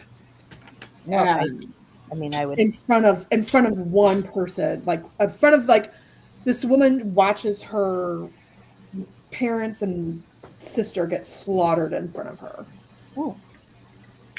Because it's like a brutal like society. So yeah. Ooh, that maybe is probably something I'll avoid. I got to 53% in the romance book I'm reading. It's called, I don't know, it's the first book in the Weston Group romance series by Marnie Mann. I've read her Dalton Brothers, which this is like relatives of that. But I really like her writing. So how did you do, Storm? Good. I ate and I got to 80% in Blowing Up for Murder. I think something like that. Blowing Up for Murder by Tony Coppis. Gotcha. Excellent. So I'm going back up because I know that we kind of went back down. So Kim said, "Hey y'all, not feeling good today. So I might just be watching and not chatting. Gotcha. Lunch was chicken tenders, baked sweet potato, cornbread. Not sure what I'm reading. That sounds delicious. I really hope you feel better, Kim. Yeah. I'm sorry. It's a bummer." Esther Jane said, "Hello, everyone. I'm reading Of Spice and Men, number 2 in the Pancake House by Sarah Fox. That series has some of my favorite titles. Yeah. It really does. It has some of my favorite titles in Cozies. I love that series, Esther Jane. I want to reread it at some point." Cajun said, "Hello, everyone. I'm reading The Pink Flamingo Murder, Lieutenant Decker, number 24, but still have a case of, shiny, so who knows what it will be." That's funny. Mm-hmm. I feel that. As a mood reader, I feel that. Yeah. Michelle said, "Happy Sunday, everyone. I'm currently buddy reading The Perfect Son by Frida McFadden. Oh, are you enjoying that one? You'll have to let me know. You'll have to let us know." Lots of people saying to Kim to feel better. They're talking about the series. I can't remember already what series. The Pancake House, duh. Mm-hmm. Toya said, "Hello, everyone. Reading Pride and Prejudice. An unpopular opinion. I'm liking Heath and Willa. Roman appeared and then disappeared in this one for me." It's not an unpopular opinion. So, well, never mind. Lemon pepper chicken is her dinner. Lemon pepper chicken, mashed potatoes, and turnip greens. Oh my gosh, that sounds good. Mm-hmm. Holy moly, that sounds good. Hey, Carmen. She says, "Hello, friends. Not an unpopular opinion." Oh, we're moving on. No kidding. I like Heath better than Roman, and I feel that Roman is a man-child. I mean, we could skip over all this. I feel like we already talked about them. Yeah. Not that we're like ignoring anyone, but I feel like I agree with you, Toya. The fact Roman disappeared in this one. I didn't really know what he wanted, and I feel like Willa did. I think that's a great point. yes. Too. Yes. Yep, I like Heath because he's more stable. Yes. He is more stable. I like Heath so much and not Roman. Oh, it's not unpopular. We have more Heath stands than Roman stands. Just saying. Renee said, "Reading Mayhem at the Orient Express by Kylie Logan. I feel like Kylie Logan is so underrated, and I really enjoy her books. I enjoy all of her series. I'm so glad to see. Are you enjoying it, Renee? You'll have to let us know. I think that more people should check her out." I have some of her books, I think, like actual physical books. Yeah. That I found that for like $1 something a piece one time, so I got them, but I've not tried them yet. Nice. I both her Ethnic Eats is really fun. That one I really probably is my favorite. But I also like her Chili Cook-Off series. And then she's actually Mimi Granger. So she wrote Death of the Red Hot Rancher. So she has I don't remember what that series is called, but Love Between the Sheets or something like that. That's her series as well. When Beth is officially back, I'll ask how she's doing. I know she can tell she's busy doing something. So I'm trying to get dinner put together. yeah, no, I totally understand. Don't you do? I totally understand. I read a page and then children started whining that they were hungry. So Gotcha. What are you but I'm making? here. I'm listening. What are you making? Potato casserole. Ooh, that sounds good. All right. Hopefully. Sounds good. Cajun said, I noticed Fiona's name changed on Discord first and was like, who's Fiona's avatar? Yeah, I did too, because I looked at the avatar and I was like, that's Fiona's avatar. And a name and the avatar and the name. And I'm like, well, maybe she just changed her name on Discord, because some people do.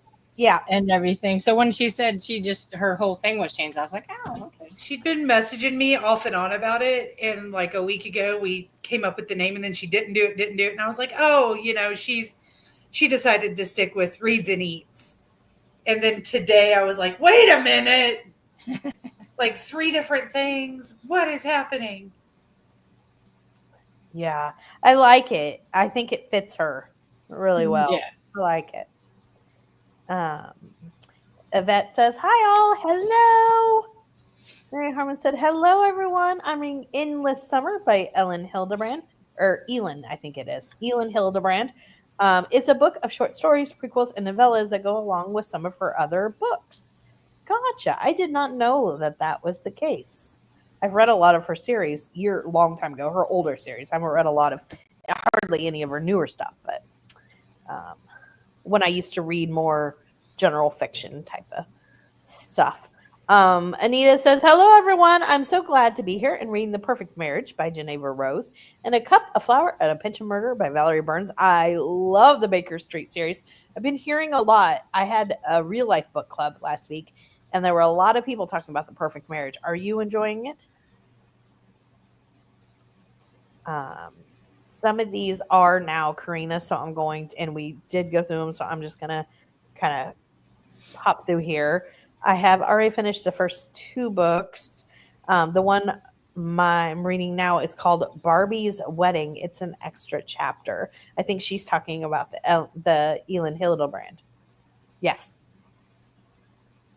Can't remember the book goes with. Don't have the book with me. Gotcha. And then Cajun said, Mary Jo, does she tell you what book each chapter story goes with? Does it get confusing? That's a good question. Because if it's a bunch of them, that is a really good question. Mm-hmm. Christina, the Romper Room, says, hi, Kim, Esther, Cajun, Michelle, Toya, Carmen, Angel, Jackie, Renee, Yvette, Mary Jo, Anita, Melmac. I just got the Enchanted Greenhouse for my birthday, so maybe reading that. Not sure about supper, but hopefully it ends in some chocolate lava cake. It should. It definitely should. I hope you're having the most amazing birthday. Yes. And thank you for spending some of it with us. That's pretty amazing. Mm-hmm. And I don't think I said it, so happy birthday. Happy birthday. Anita says happy birthday along with Storm. Christina says, remember to hydrate, feed thyself, check the laundry, take meds, stretch, show some love to the like button. Also, make sure you sub and ring that bell so you hopefully get notified. And then Christina's saying thanks for the birthday wishes. Other people saying happy birthday. This is Fiona saying happy birthday. Book fan says currently reading A Lady's Guide to Mischief and Mayhem by Amanda Collins. I like the title. I agree. Dinner should end with something chocolatey. Yes, Angel Wolf. I second this or third this maybe. And then people saying thanks to each other and hello, Susan. It's so good to see ya. Yes, people saying hi to Tammy, who I know was having trouble. I'll watch today and join y'all tomorrow night. Hopefully, I'm so sorry, Tammy. That's frustrating. It was so good to see you. Yes, absolutely. And then people saying hi. Let's see. I was trying to see if I missed something. Give me a second.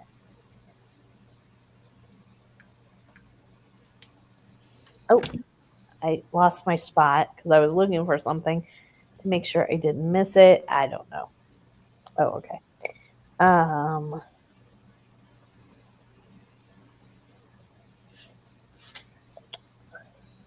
Christina says hi to Rudy. Colonel Mustard in the library. It's so good to see you. It's been a while. It's so good. I'm so glad to see you. I hope you are well. How is it going? And then Mary Jo said, yes, there is an introduction to each story, so you know the book it goes with. I haven't read any of the books these stories go with. Gotcha. But it does tell you what you're going to be reading from. That's good, because I'm with Cajun. I'd be like, what is going on? Oh, that is very good. They did that. I was wondering if you had to know the stories.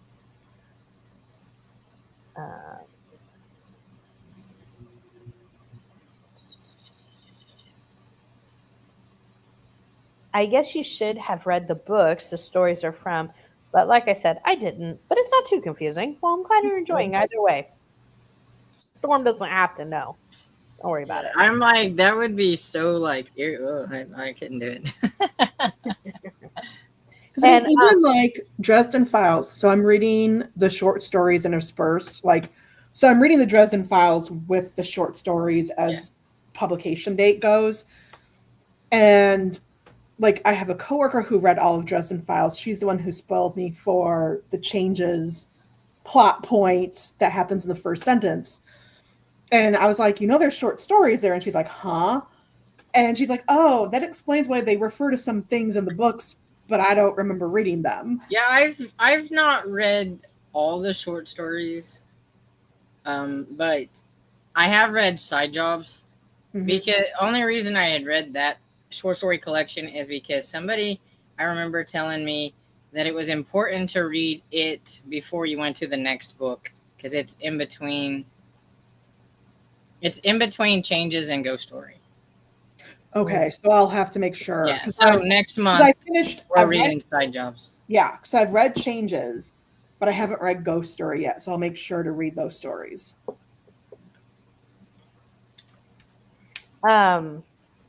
I know we went over this comment, but I feel it needs to be reassessed.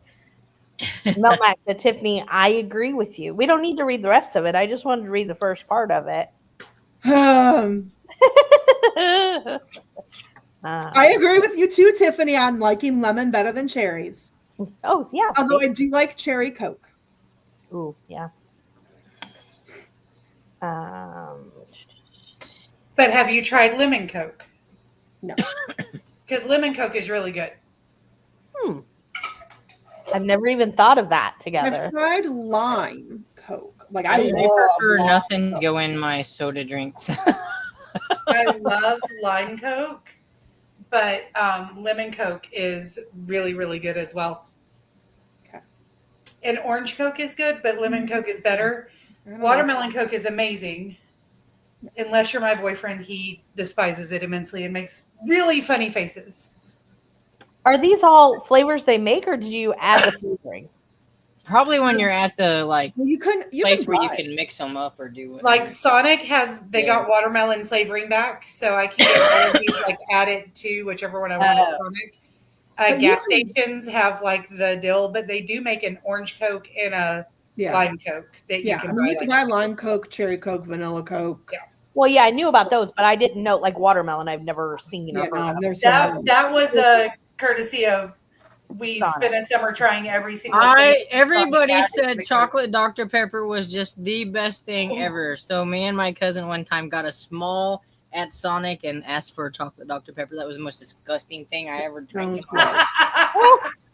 That sounds gross. I like chocolate Dr. Pepper. Yeah.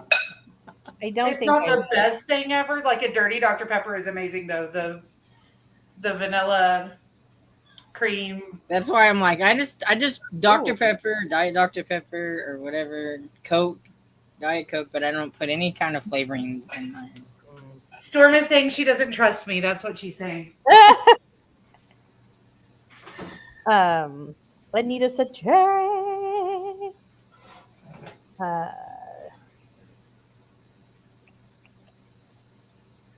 And then she confirmed, yes, it's blueberry ice cream. M! She said, hello, all. I hope everyone is doing well. It's so good to see you, M. I hope you're doing well. What are you reading today? My avatar next month is going to be Rainbow Sherbet. I love that, Melmac. I think I like sherbet better than I like regular ice cream, and I love Rainbow Sherbet. Oh, yeah. Orange sherbet is my favorite. I think on its own, probably orange, but I love the lime too. And I love the raspberry. I like the rainbow because I like all the flavors. Can I tell you something that's good? It sounds weird, but I just told you to try watermelon Coke. I think we've passed. So you put sherbet in with a raspberry Leinenkugels. And that is delicious. Wait, say that again? Sherbet and raspberry Leinenkugels. So you put sherbet in the bowl and pour Leinenkugel on it? Well, you put it in a glass and then you pour the Leinenkugel. Like making a root beer float, but yeah, root beer float, but with sherbet and Leinenkugel. Okay. Interesting. Mm-hmm. It sounds weird, but it's really good. I'm not a sherbet person. I just and for the most part, it's just chocolate ice cream. Oh. You're just gonna be contrary right now, huh? I'm just a purist. I'm just like just a purist. I think what I'm hearing is, yeah, she's very like just contrary. I'm happy. Yep. Cherry pie and cherry vanilla ice cream. Ooh, cherry vanilla ice cream is delicious. I like the face she's making frozen there. Oh, she is frozen. Oh, that's funny. And then she said, Melmac said, Beth, you were just frozen for a second. Your face was really funny. Oh, and hold on. Cajun Peach. I was saying Leinenkugel, like the alcoholic beverage, not lime and kugel. Because kugel is a potato dish. Oh, yeah. And then she said he's no longer on the show. Is the show still on? Yeah. The show is still on, and Tony and Ziva have their own spinoff that's about to come on. Are they? I don't know. There's so many changes to that show. Like I quit watching it after a little bit before I think Abby left the show. So when Fez came on, you were like, no, I'm done. When Fez from that 70s show became one of the NCIS agents, you just went, I don't think so anymore. I don't even know who that is because I never watched That 70s show. So, but I liked Abby. You know how we're all the characters that I liked were like leaving. And then Gibbs like left, and I was like, well, then there's no reason to watch it for real. Though I don't mind the guy that's like taking his spot because I used to like watching him on shows, and I thought they tried to get somebody that kind of resembled, kind of like went along with Gibbs, I guess. Because I think that's Gary Cole, I think is the guy that's playing and stuff. And did you live? Cajun said, I can't do carbonation anymore, but loved cherry Coke. That's fine. Most of the Cokes I'm getting from like the gas station and everything, they're not really that carbonated anymore. You know, see, I actually told Dad, like, he would get me a diet Dr. Pepper from like the convenience store. I just don't like them. They taste like they're really sweet and not enough carbonation. Yeah. But if I get them in the bottle, they'll make me belch. There's so much carbonation in them. It's crazy. So it's like their ratio or whatever they do in the. I don't like it. Oh, you can adjust them, but like I think they changed the. Yeah, they've done something. The amount that you're able to adjust it or something. They don't even, to me, they don't even feel like fizzy when you take a drink from them from the convenience store. Yeah. Yeah, I don't know. They'll bubble up a little bit because Dad's like, well, it shows that it's bubbly, like it's not flat. But I'm like, yeah, it just doesn't taste good. I feel like McDonald's still has good carbonation. In the time it took me to log back in, it went from like nobody had seen any enemies yet to I don't know what that I was. don't know what that was, but okay. I was like, I heard a voice Yeah. from somewhere. Uh, Ah, You heard hello. No. Hello. I thought it was an audiobook, to be honest with you. Yes, that's what I thought. I was like, He has a very good voice. Yeah, I thought it was an audiobook. I was like, oh, somebody's book's going. well, I was like, it didn't sound like Kevin, but where's it coming from? And you're the only other person that I knew would Oh, probably. he's Hey, what complaining have you- about his game. Oh, gotcha. Uh-oh. I was thinking, I was like, it sounds like an iBook. Thank God it's not mine because Are you on a spicy part? well, The Mafia Boss is about I do have the tasting. romance book pulled up, and yeah, it could be.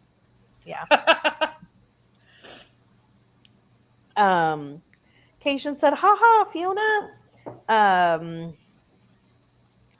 Pat says, hello, everyone. Don't forget the thumbs up. Pat, it's so good to see you. I hope you are doing well. Thank you so much for all your support. She's our resident cheerleader. mhm. Melmac said the actor is named Michael Weatherly. Yeah. Gotcha. Tony Dinazzo could be as Dinozzo. No, was though. that? Okay. Could be as annoying as he wanted. I was always Tony. Regardless. He always got the Gibbs slap. That's how annoying he could be. Gibbs would always smack him on the back of the head. He always get the Gibbs slap. That's what we always call it. So, like when it first started, like we were always going around like smacking people on the back of the head. Like Gibbs smack. Excuse me.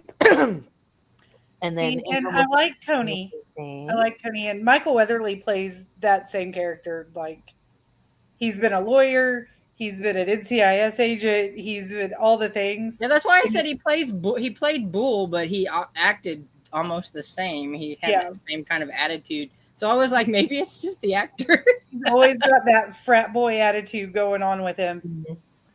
But my favorite character outside of Abby has always been Proby. And he's not Proby anymore, but McGee. Yeah. Love him so much. His characters had like I think the most character growth of him because he stuck with it like through the whole thing. He's been there since halfway through season 1. Just ugh. I've never watched it. Oh, Storm, you got another lemon eater. Yeah.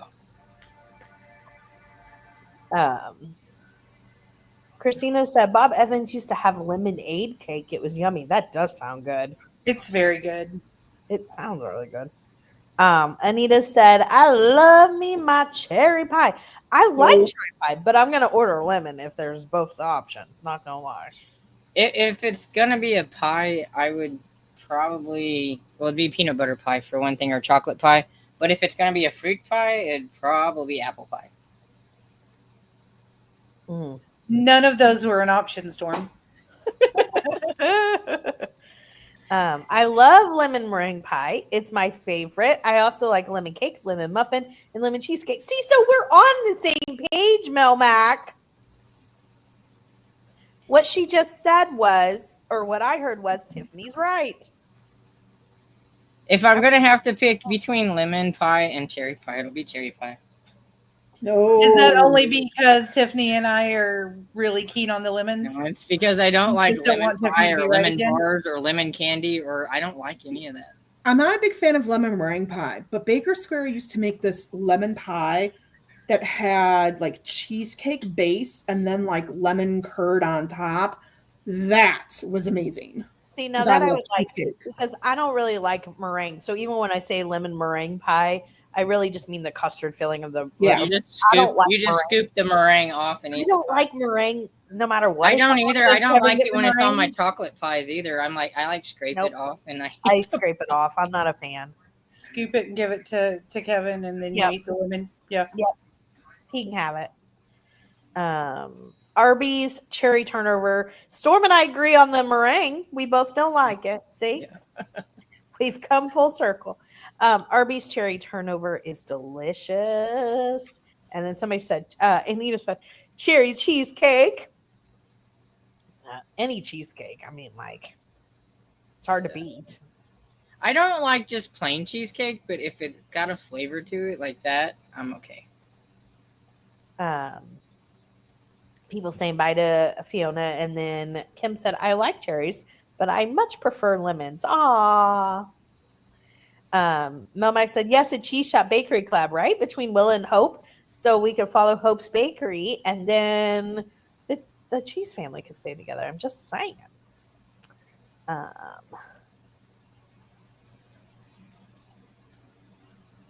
This is all about the book. Hey, Jill. Jill says, hello, everyone.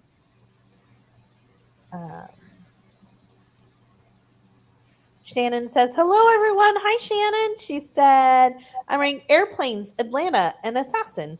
Wait, Airplanes, Atlanta, Assassin by Mary Seifer, a cozy mystery. I'm going to have to look this up. What series is this? I was like, I don't think I've heard of that one. I've never even heard of the author. I'm going to have to look it up. Mary Seifer. Y'all got to quit giving me new books to read because I'm so far behind. Mary. Tiffany, I did like my unboxing the other day, except for I screwed it up because I accidentally deleted it the first time, so I had to do it over. And it's like you can't box everything back up and unbox it. But I went for it anyway. But I was really excited to get the books. Yeah. Oh, good. I'm so glad. I'm so excited about the Julie Mulhern one because it's signed and everything. So yeah, and the person who reached out originally reached out to me after you had already told me and said, "Oh, I found Storm through you," and I offered her, and I was like, "Yes, that's so awesome." Yeah, so, just Edie or something like that. Edie, yes. I was going to say Evie, but it's not. It's Edie. You are right. I couldn't remember for sure.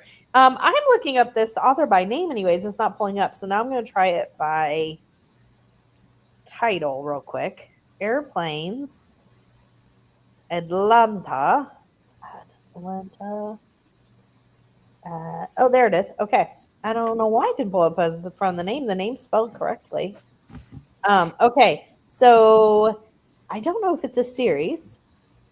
It's one of those that either Goodreads doesn't have it listed as a series or it's not a series, but it says that it's the first book, maybe.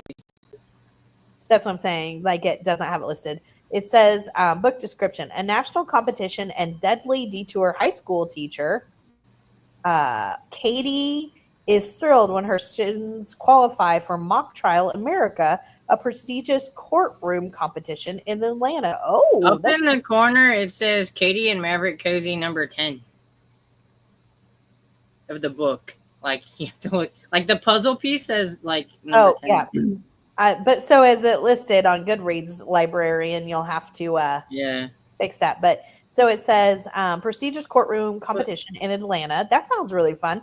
Alongside her best friend and fellow teacher, Jane, a team of eager teens and a crew of devoted chaperones, Katie boards a flight from Minnesota, ready for a week of intellectual showdowns and Southern hospitality. But things go sideways before the plane is even off the ground. Oh no, canceled flights, endless delays, and one particularly obnoxious passenger. That's the victim. Let's just say it now.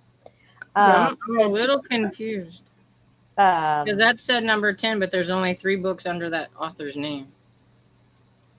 So, Shannon, have you read 9 of these books? Because Storm can only find 3. And are you liking this? It sounds pretty interesting because it sounds really unique. So I need to know more about this.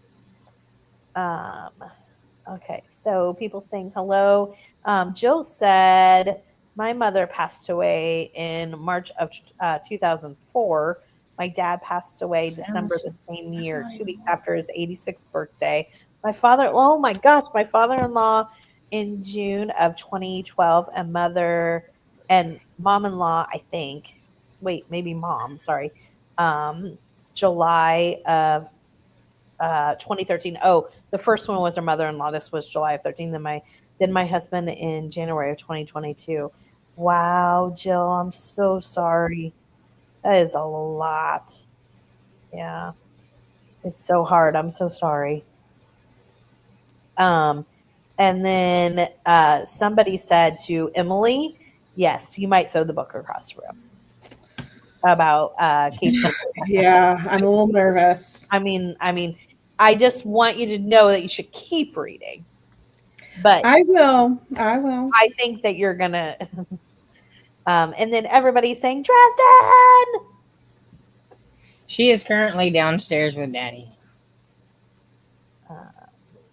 Dresden is so cute. Okay, so I had to do a little finagling, but I did find when I looked up a different book, which was number 4, I found 6 books put together. The first one's Maverick Movies and Murder. So, give us the details, Shannon.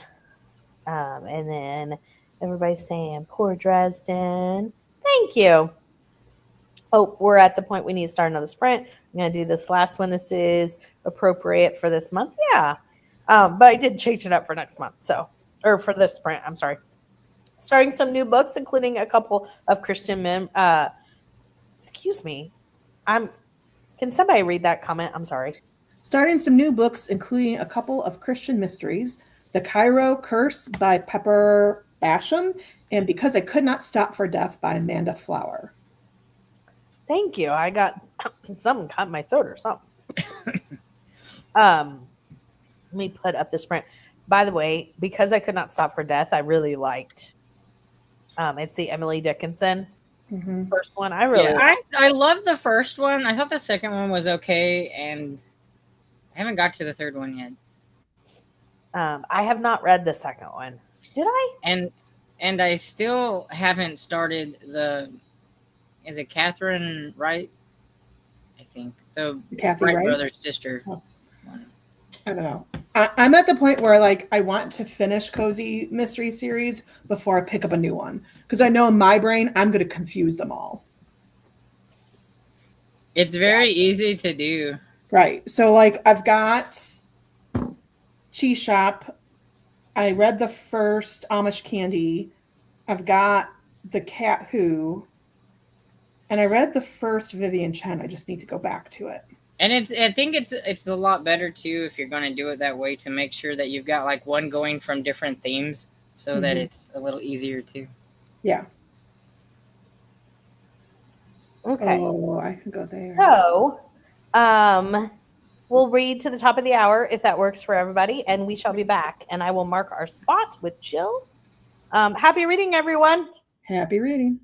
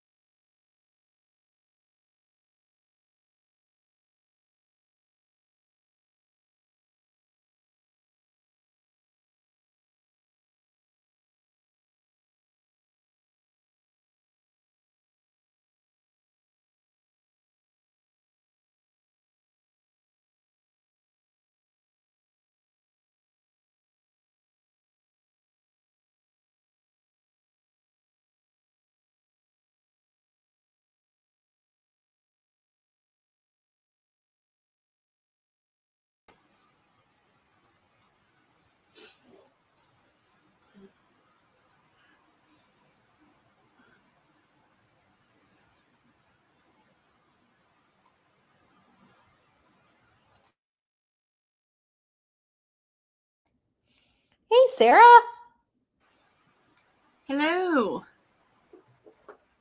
How are you feeling? I'm okay. Just not great. Gotcha. Well, we're glad to see ya. Oh, thank you. Yeah, I have an appointment at the hospital on Thursday. So, because my kidney numbers are not great. My kidneys are dehydrated, basically. They want to give me a diuretic to get rid of the belly fluid, but they can't because my kidneys are dehydrated. So, you know what I mean? It's like, so they're going to look at me on Thursday and they're going to assess. I have a feeling they're going to do a tap again like they did in April. And you know what? I don't care because I'm just so uncomfortable at this point.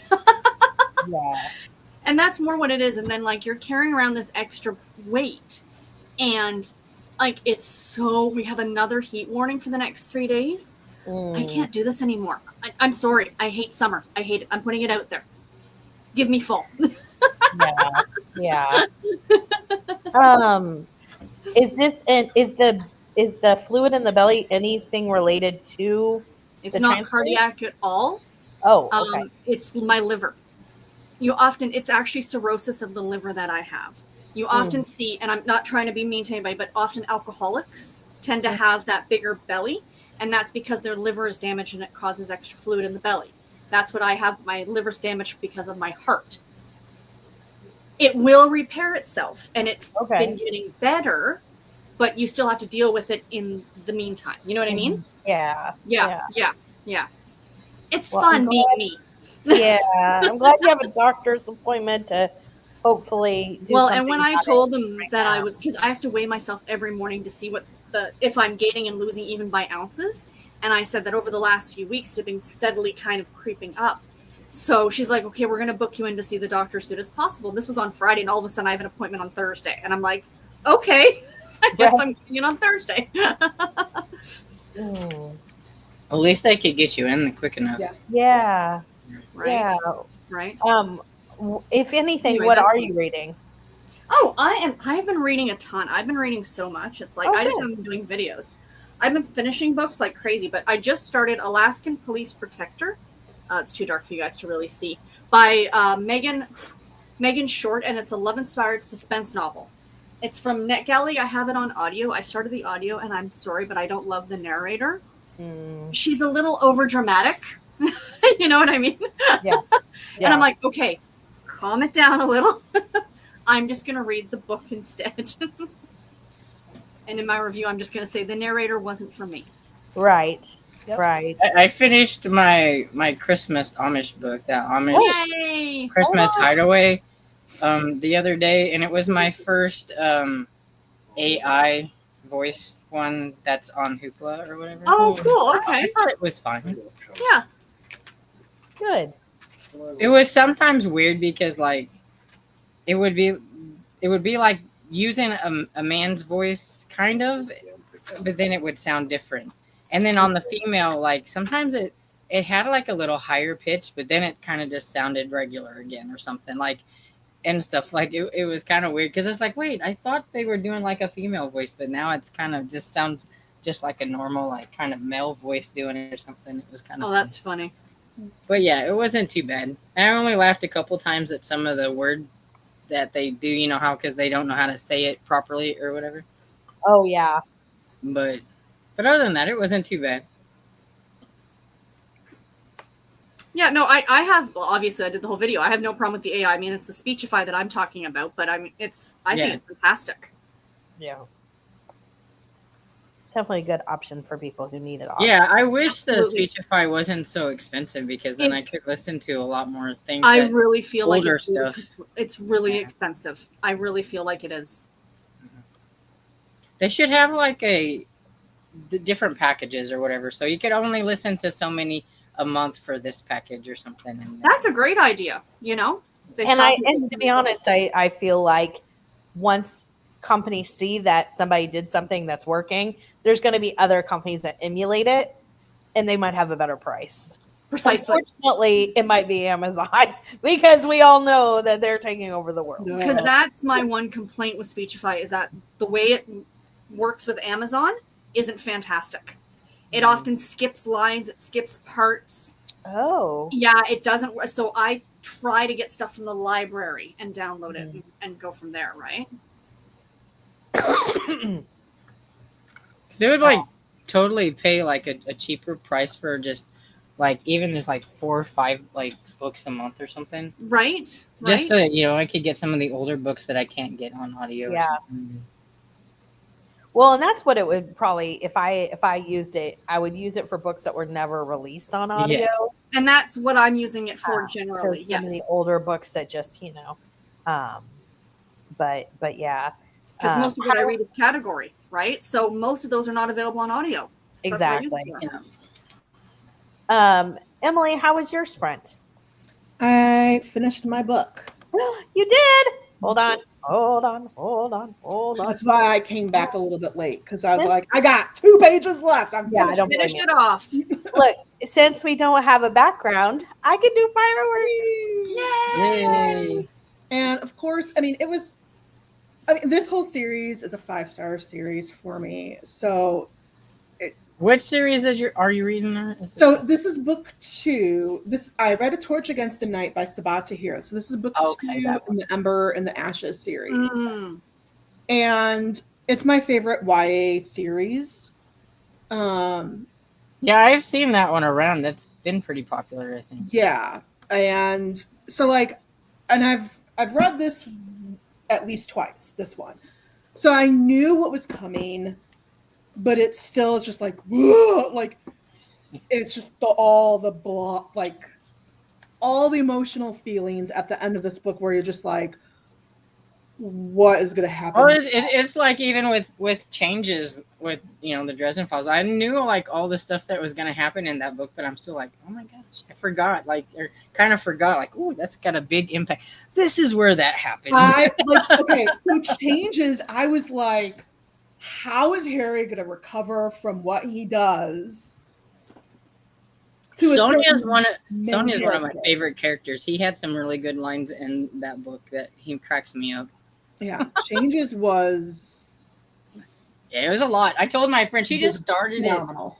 It. Barb just started it today, and she texted me with of course the first lines of what it was, and she goes.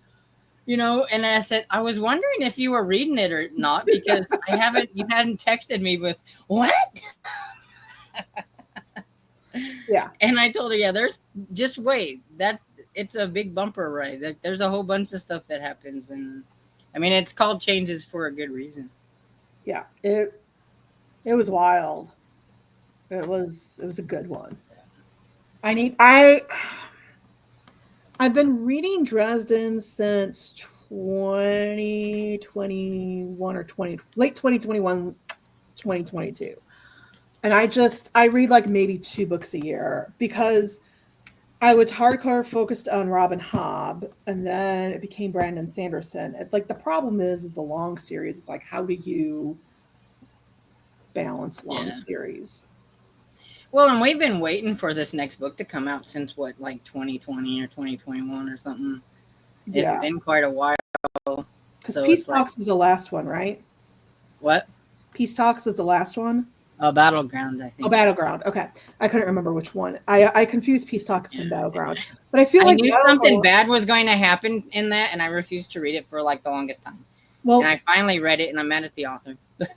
Well, I feel like Battleground came out right when I started. Yeah, that's why it's like I knew it was like around 2020 or 2021. Yeah, the next one's coming out in 2026. It's been a while. We have been waiting for a while to get this. The pandemic happened. What was the author doing? You had lots of time, man. So he has another series that he's also doing because he's got the Codex Alera. No, which I've never tried. Right. Is the Codex Alera what he's also publishing too, or is that? I think that might be what it's. I don't know. I haven't tried that one.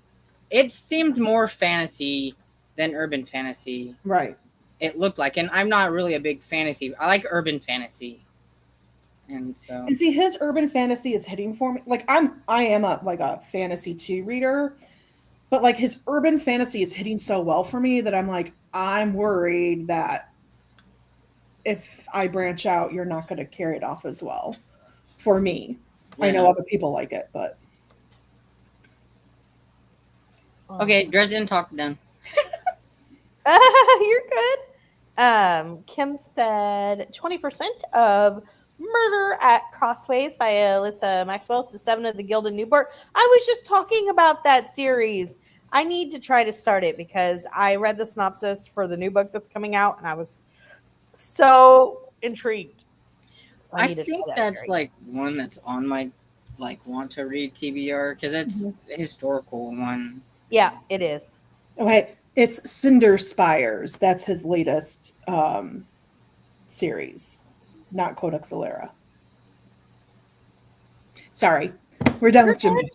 And yes, Cajun, it is working. If you're asking that if the comment came through, yep. And then she said, okay. Jill said, good. I read 19 pages. Nice. Also got to 76%. Nice. Read 2 chapters. Got to 49%, starting at 44. Started the Caro Curse. I already love the characters. Got up to page 14. Read 2 chapters and made to 28% of my book. Nice. Started at 21%. Very nice. Jill said dinner was chicken parmesan with ziti and cantaloupe for dessert. The parm and ziti sounds good, but I'm not a cantaloupe fan. Ooh, I love cantaloupe. Oh, yes. I like all the melons though. My dad loves cantaloupe. I like watermelon, and that's pretty much it when it comes to melons. I find cantaloupe and stuff so refreshing. Mm-hmm. I love it too. Yeah. I don't stand anyone. That was my comment when people were Heath stands. Oh, okay. Gotcha. I like the Ethnic Eats. I have the League of Literary Ladies series. She is talking about Kylie Logan. She writes the Ethnic Eats, and then I think some of the books I have are Ethnic Eats, and some might be the League of Literary Ladies. Yeah, and then she also has the Button Box series, but I haven't read either of those. Either. And then Emily said, I apologize, Cajun. Tiffany, I think the series is called Love is Murder. The Kylie Logan series as Mimi Granger. I think it is too.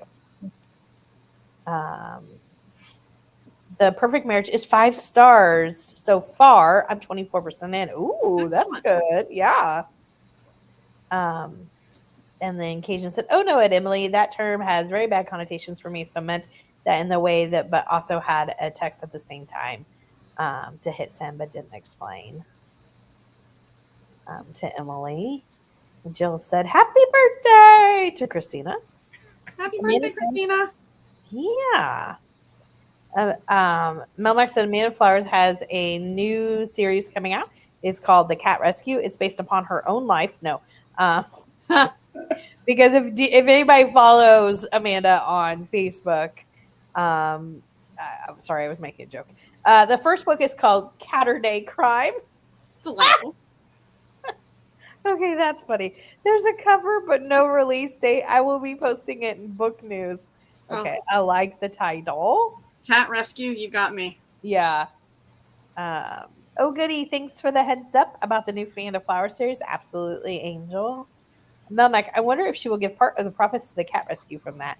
She does for another series. Well, that's a wonderful idea. Yeah.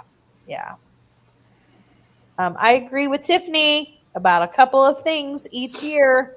Oh, it's a George. I thought I think you'll like the cat on the cover. I like that. I'm going to pre-order that right now if there was a release date. Catterday Crime. That looks so cute. Melmac, again, saying I agree with Tiffany. I don't need to read the rest of it. The first part's fine. I agree with Tiffany. We put about a couple of things each year. Just kidding. I just looked at the overview for Catterday Crime. It looks really cute. I love just saying the title. Right? Melma says, Angel Wolf. I'm looking forward to it. She's one of my favorite cozy mystery authors. I love her writing style. I need to finish up some of hers that I'm reading so that, they're just not hanging out there dangling. I'm caught up on both my two favorites, which is the Amish Candy and the Amish Magic. Yeah, I think I'm caught up on those both. two. I'm caught up on. Well, no, wait. I think I need to read the latest one that was in the Amish candy shop. It's probably already been posted or talked about, but there's a new Amish candy shop coming out March 2026. I cannot wait. I didn't know about that one. Truffle Trouble. Uh-huh. It looks like an Eastery book. Yeah, I'm. Oh, Really she very has- excited to see new books in the series. She I has love the magic tree thing. Yeah. Yep. And I need to finish that one up because it's a done series, and I think I'm on like book 3 or 4, somewhere around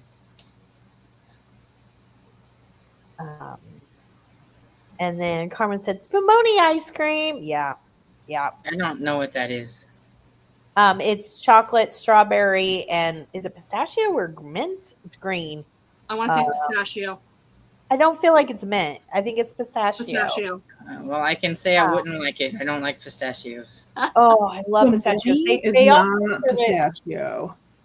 I would be the one scooping the other side out and leaving the green or whatever. It's not mint. I don't know what it is. It's like Napoleon. When we used to like the Napoleon ice cream, I used to scoop the chocolate out and leave all the others. Okay, so I'm wrong. So Spumoni is layered. It features chocolate, pistachio, and cherry flavors. Yeah. Sometimes with candied fruits and nuts. That's the right. thing that I don't like is the candied fruits. It's I've often never had it with candied fruits in it. I've only had it plain. I Yeah, never no. even knew they did. But Yeah. there's a restaurant, an Italian restaurant that serves it like in a little cup for dessert. Like you just get it with your meal. Right. It's called the Spaghetti Factory. It's in. There's one in St. Louis. I like Halo Halo. If you read the Mia P. Monasala, you know the Hala Hala. It's a Philippine thing. It's purple ice cream. Ooh. And I think it's made from yams or something like that. Oh yeah, yeah, yeah. Interesting. Yeah. The only thing I don't like about it is I don't know where they think that beans belong with ice cream, because like when they bring it to you, it's got like some candies and stuff, and it's got some beans on the side over here. So it's like eating everything except for the beans, because it's like beans does not belong with ice cream. That's your protein. That makes it just that little bit healthy, Storm. Yeah, there you go. And then she said she probably will about the cat rescue. What are they saying? Lime and Kugel. That's when Emily answered. I'm with you, Stormy. Chocolate all the way. Nah, not for ice cream. Mint chocolate chip. I do like a good rocky road, but it's not really around here much. Usually most people just have chocolate. So yeah, I'm just a chocolate. I'll just do chocolate. I don't like chocolate based ice creams really well. I'm not saying they're the only ones that I like. I like the chocolate brownie fudge, and Kevin does too. Darren likes like the quadruple chocolate, death by chocolate. You know, the more stuff that you can scram in there, the better. Double chocolate, yeah, and anything, yeah, chocolate. Same. I have branched out a little, and I have ate strawberry. I don't mind strawberry too much, but I'm mostly chocolate every time. Momax said, anyone familiar with Fernley's restaurant I've never heard of it. and ice cream shops? They used to have sherbet coolers. They were kind of like sherbet's version of a milkshake, but made with blended sherbet and seltzer water. That sounds really good. Interesting. I've never heard of Friendly's. I actually have. We used to go to them all the time when we went to the U.S. Nope. Yeah, no, I'd never heard of it either. Very old-fashioned soda pop shop kind of place. Oh, okay. You know? Okay. Yeah. Kim said, I left when Gibbs left. I still record it, but I don't watch it. That's funny with the NCIS, yeah. I was done with NCIS when Ziva left. I did tune in when Tony left, but in my opinion, that show has been a pitiful shell of itself for well over a decade. Yeah, I don't really that many crimes in the military or whatever it is that they do. Well, I'm just surprised that it is held together as long as it has after most of its main character cast has left. Because a lot of times when that happens, they fall apart. So I will give it that much credit that it has held together for quite a while after all the other ones have fell apart. So.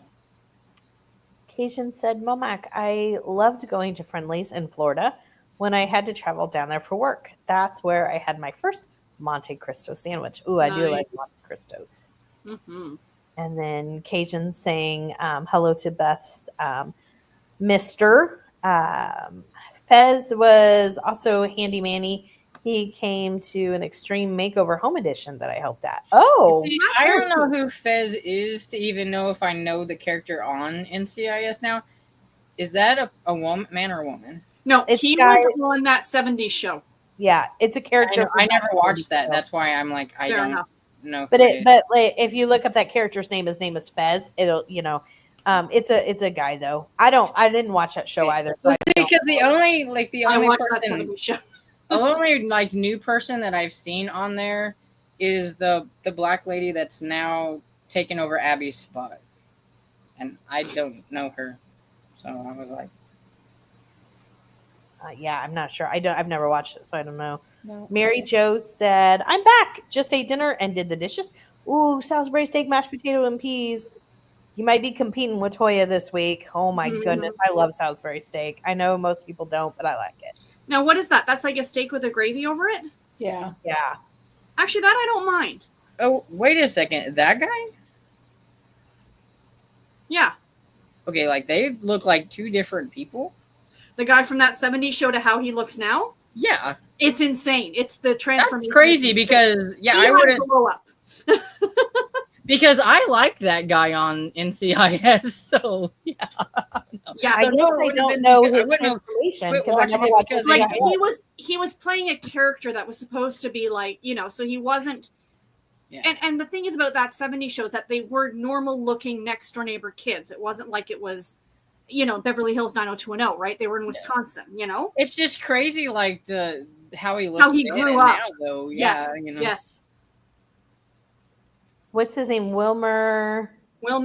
I can't pronounce his last name. I just put Fez that 70s show, and it popped up a picture of him from there and him on like what he looks like now on NCIS. Yeah. Anyway, so. Right. Right. Yeah. I love going to Friendly's for ice cream. We have one in our area. Now I'm going to look it up because apparently there's some in Florida, and I did not know that. My mom still watches NCIS. She watched the spinoffs until they got canceled. My favorite spinoff was the New Orleans one with Scott Bakula. My mom liked that one.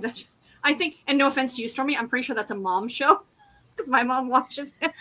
And it's probably because of Scott Bakula because he was in Quantum Leap. Yeah. And I loved him in Quantum Leap, so yeah. And that's okay because I always feel like I always was meant to be older than I am now. Right. I feel you. We're old. I was born in the wrong decade or whatever. Oh God, Tiffany, I thought about you today. Sorry, complete side note. I fell across this thing on Instagram, and it was this girl who's doing her entire apartment in Boston to resemble an apartment or a condo from the 1980s. Like it's like the Golden Girls threw up in her apartment. I love it. And I'm like, good on you, because I'm thinking, you're a single woman. This is how you're going to do your apartment. And then at one scene, like I started flipping through and watching all of her videos. She's like, and my husband, I'm like, I'm sorry, what? I can't even imagine Garrett living in this Barbie pink, Oh my gosh. I'm like, but good for you, lady. Husband's probably just like, yeah, do whatever you want. And then she did. He's got a room in there that's just painted black. Like, right?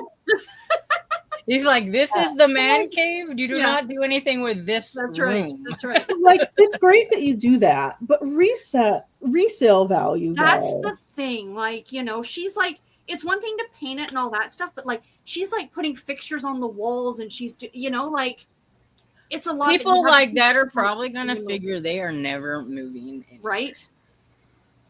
But what if you have, I've lived here in this, like here, my whole entire life. So I've moved out one time with my aunt, but I moved back here and like we used to have trailers and then we built this house here. But yeah, it's always this. My dad, he was born in Granby when they had a hospital. They don't even have that anymore. It's just a small town and everything. And he has never lived anywhere else. That's crazy. Yeah. Yeah. Awesome. Crazy. Yeah, it's really cool. Yeah. Momek said, "Don't tell anyone we're agreeing. It ruins our rep." Oh, gotcha. Oh, okay. The first time he was ever Hold out of Missouri, like the 4 states, like because he'd been to like, Kansas, Arkansas, Oklahoma, or whatever. But the first time he was probably in his 40s, Wow. and he went with my cousin to Texas, so he could say he's been out of the 4 states. That's So, yeah. hilarious. Oh. His first time ever riding in an airplane, he went to the Philippines with me. So that was a big leap there. I was going to say, Right go bigger away. or go home. If you're Yeah. gonna, I mean, that's like a Yep. squirrel worse. Right? I love lemon icebox cake. That sounds delicious. Did someone say cherry cheesecake? Sign me up. I agree. Mm-hmm. Really, any cheesecake for me. I haven't been to Friendly's in decades. I'm gonna look Friendly's up because I love. I've never heard of it. And they say it's in Florida, so I might have to see it. Jill said I haven't been to Friendly's since before Frank passed away. Yeah, I'm totally gonna look this one up. This is actually my first from this author. It was a NetGalley book. Are you enjoying? Let us know how it is. How can you jump into a series like that? She probably didn't know it was a series because it's not Probably labeled. not, because it's not. There's like, I found where there's like 6 of them hooked up together, but then the rest of them aren't hooked up. So I've been working on it. So are we getting to the last hour? I thought I would ask. I didn't see the first few minutes. Did you say why no Sarah tonight? And then Sonia couldn't make it. And then Elizabeth also had something going on. So they weren't up for being able to get here today. So nothing, Yeah. No reading that sprint. Check my emails, Twitter, or X as it is now known. Gotcha. Played phase 10 that sprint. I like phase 10. Mm-hmm. You conjured her up, Esther Jane, Kim said about Sarah. She must have said my name 3 times like Beetlejuice. Yeah. Got to 56%. And then lots of people saying prayers for you, Sarah. Thank you. And hello. Jill also says prayers, Kim and Christina. Esther Jane said, I just put a hold on a book. Can you solve a murder by Anthony Johnstone?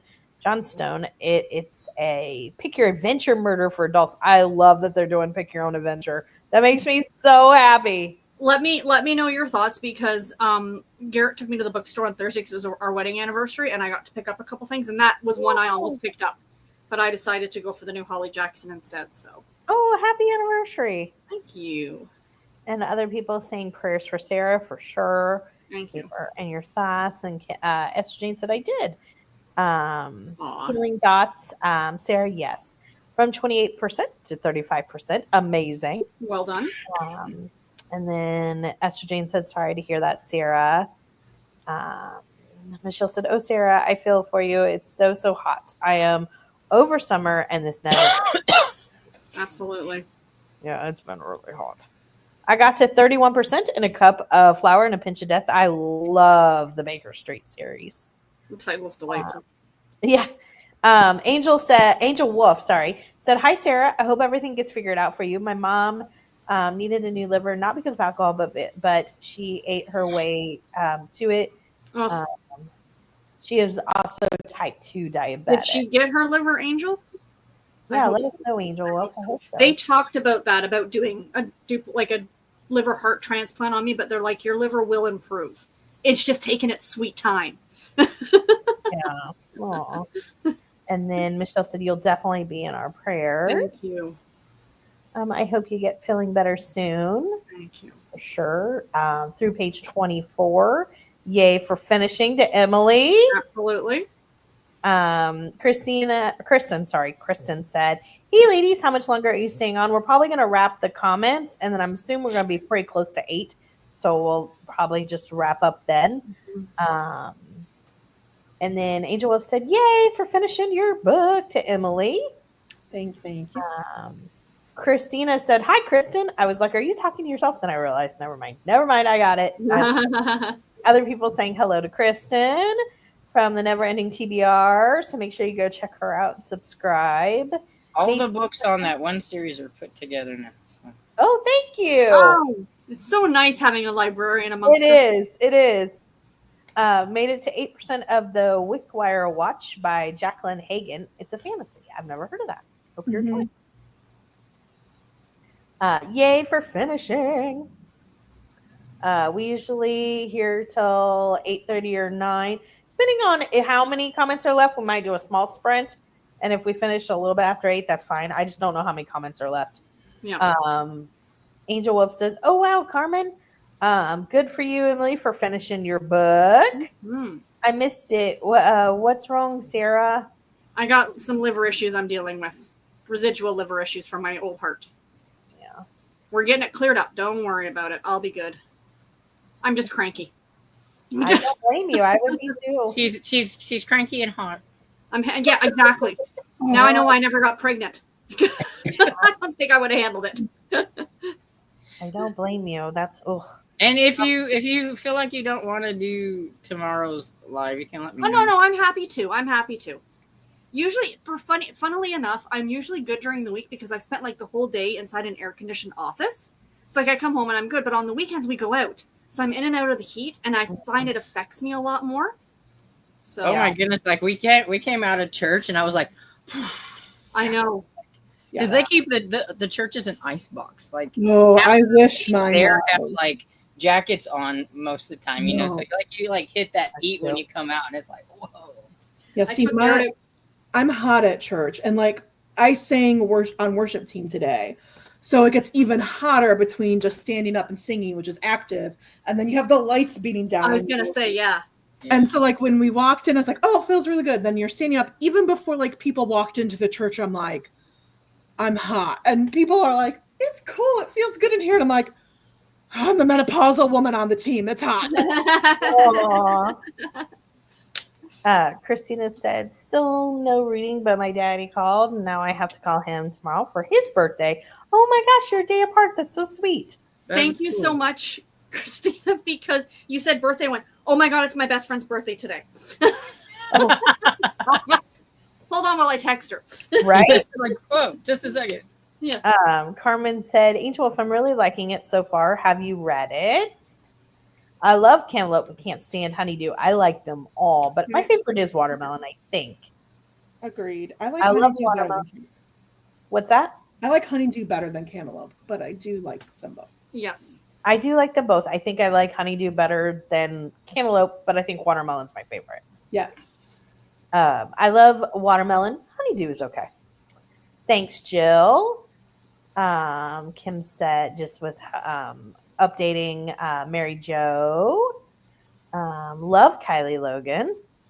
Hubby just brought me a fancy like Applebee's supper with chocolate lava cake. Woohoo! You deserve it for a great birthday. I think I'm mad at you now because now I've got that Walker Hayes song in my head.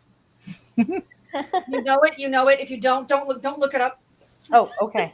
Save yourself. I was like, isn't that part of a song? That's yes, what I was yes, thinking. it is. Yeah. I don't know it, so I don't know it either. But no, please, whatever you do, if you don't know I won't. I can't believe you don't know because I swear that's all over for like the longest time. Everybody was doing the dancer or whatever. Oh, then maybe I heard it, but I really don't. You wouldn't know it to know it. Fair enough. Yeah. Fair enough. But I'm glad that you got a great supper for your birthday. You definitely deserve it. I put the new Amanda Flower series on my wish list. Yes. What is Simone? I mean, flavor. And that was what we were looking up. And then she said, oh, well, I need to get me some Spumoni. Yeah, I've never heard of it. I never even knew they put like fruit or nuts in it. I've only had it plain. That's interesting.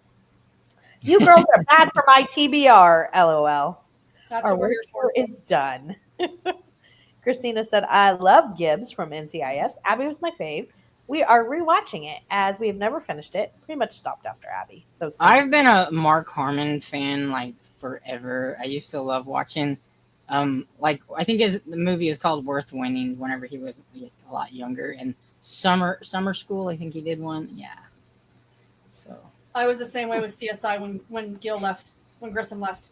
Yeah, I didn't watch it after Grissom back left. to it for a bit, but yeah, that was my. They got rid of the Bugman. I couldn't. It's like, right. And then Carmen answered again what it is, and she said it had pieces too. I've just never had it that way. That's so weird. Yeah, She said, and delicious. That sounds good. Ben and Jerry's Chunky Monkey is yummy. I actually don't like Chunky Monkey. I can't. I don't know if I've ever had. I've heard of it, but I don't know if I've had it. Because like, if there's choices of chocolate, you know, that's probably not one I'm going to go to. It's going to be like probably a little bit more hardcore chocolate one, probably. Yeah, I don't know. I do love Ben and Jerry's, but excuse me. Angel Wolf said, Carmen, I will look up the author. I haven't read it, but I do read some fantasy. I love Elizabeth Wheatley. Her stories are well researched. I don't know that author. You should try it, Cajun. I think she's talking about Spumoni. Kugel is like a potato pancakes, but a different consistency. Yeah, it's a casserole, kind of. Oh, okay. And then Kim said, I love lime sherbet. I do too. Angel Wolf, have you seen her Book Goblins video, which is a short on YouTube? I love Book Goblin. I don't know what this is, but I'm going to look it up. There's a Friendlies in Syracuse. Wow, okay. So it's definitely a chain. And then Angel Wolf said, yep, I love all her skits, but the latest one about Book Goblin being a Book Goblin because there's no TV in the house is so funny.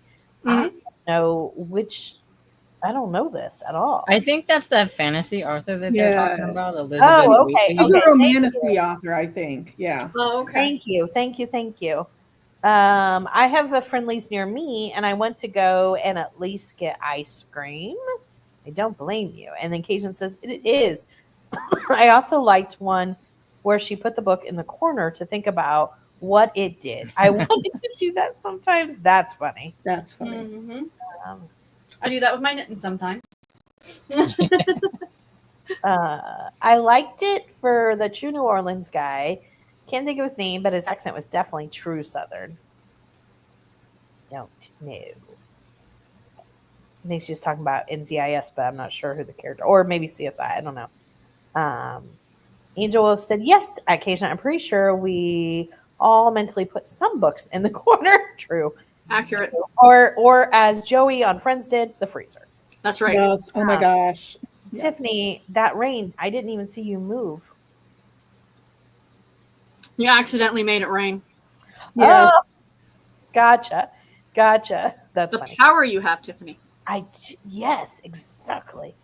Are you thinking, Angel said to Kim, are you thinking of Lucas Black? They're talking about the Southern person, but I'm not sure which show they're talking about. Tiffany, there was a Friendlies in D-Land. No idea if it is still there or not, but that was the one I would go to. I'm looking it up. Friendlies Reese's Pizza Sunday is my fave. Ooh, that sounds good. And he said yes. No, my mom was non-compliant patient for her diet. She passed 10 years ago. Oh, I'm so sorry. Yeah, I'm sorry to hear that.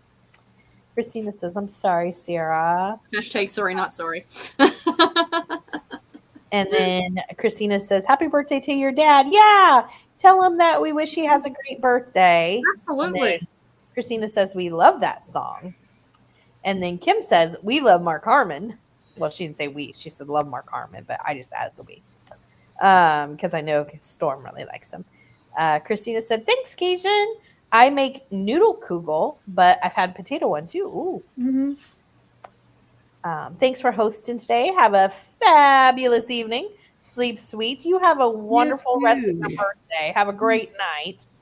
Friendlies has had fribbles like a milkshake. What are fribbles? I'm looking this up. I don't know. I'm like Tribble. I'm thinking of Tribbles, but that's like a Star Trek episode. The Trouble with Tribbles. The Trouble with Tribbles.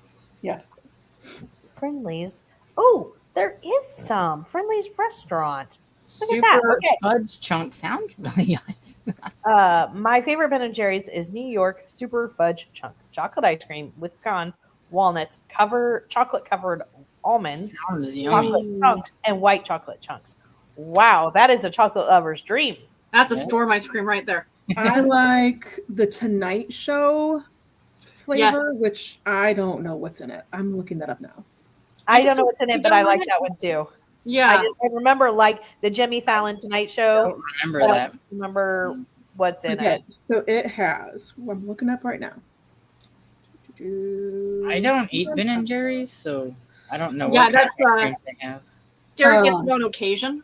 It has caramel and chocolate ice creams with chocolate cookie swirls and gobs of chocolate chip cookie dough and peanut butter cookie dough. Oh, it sounds good.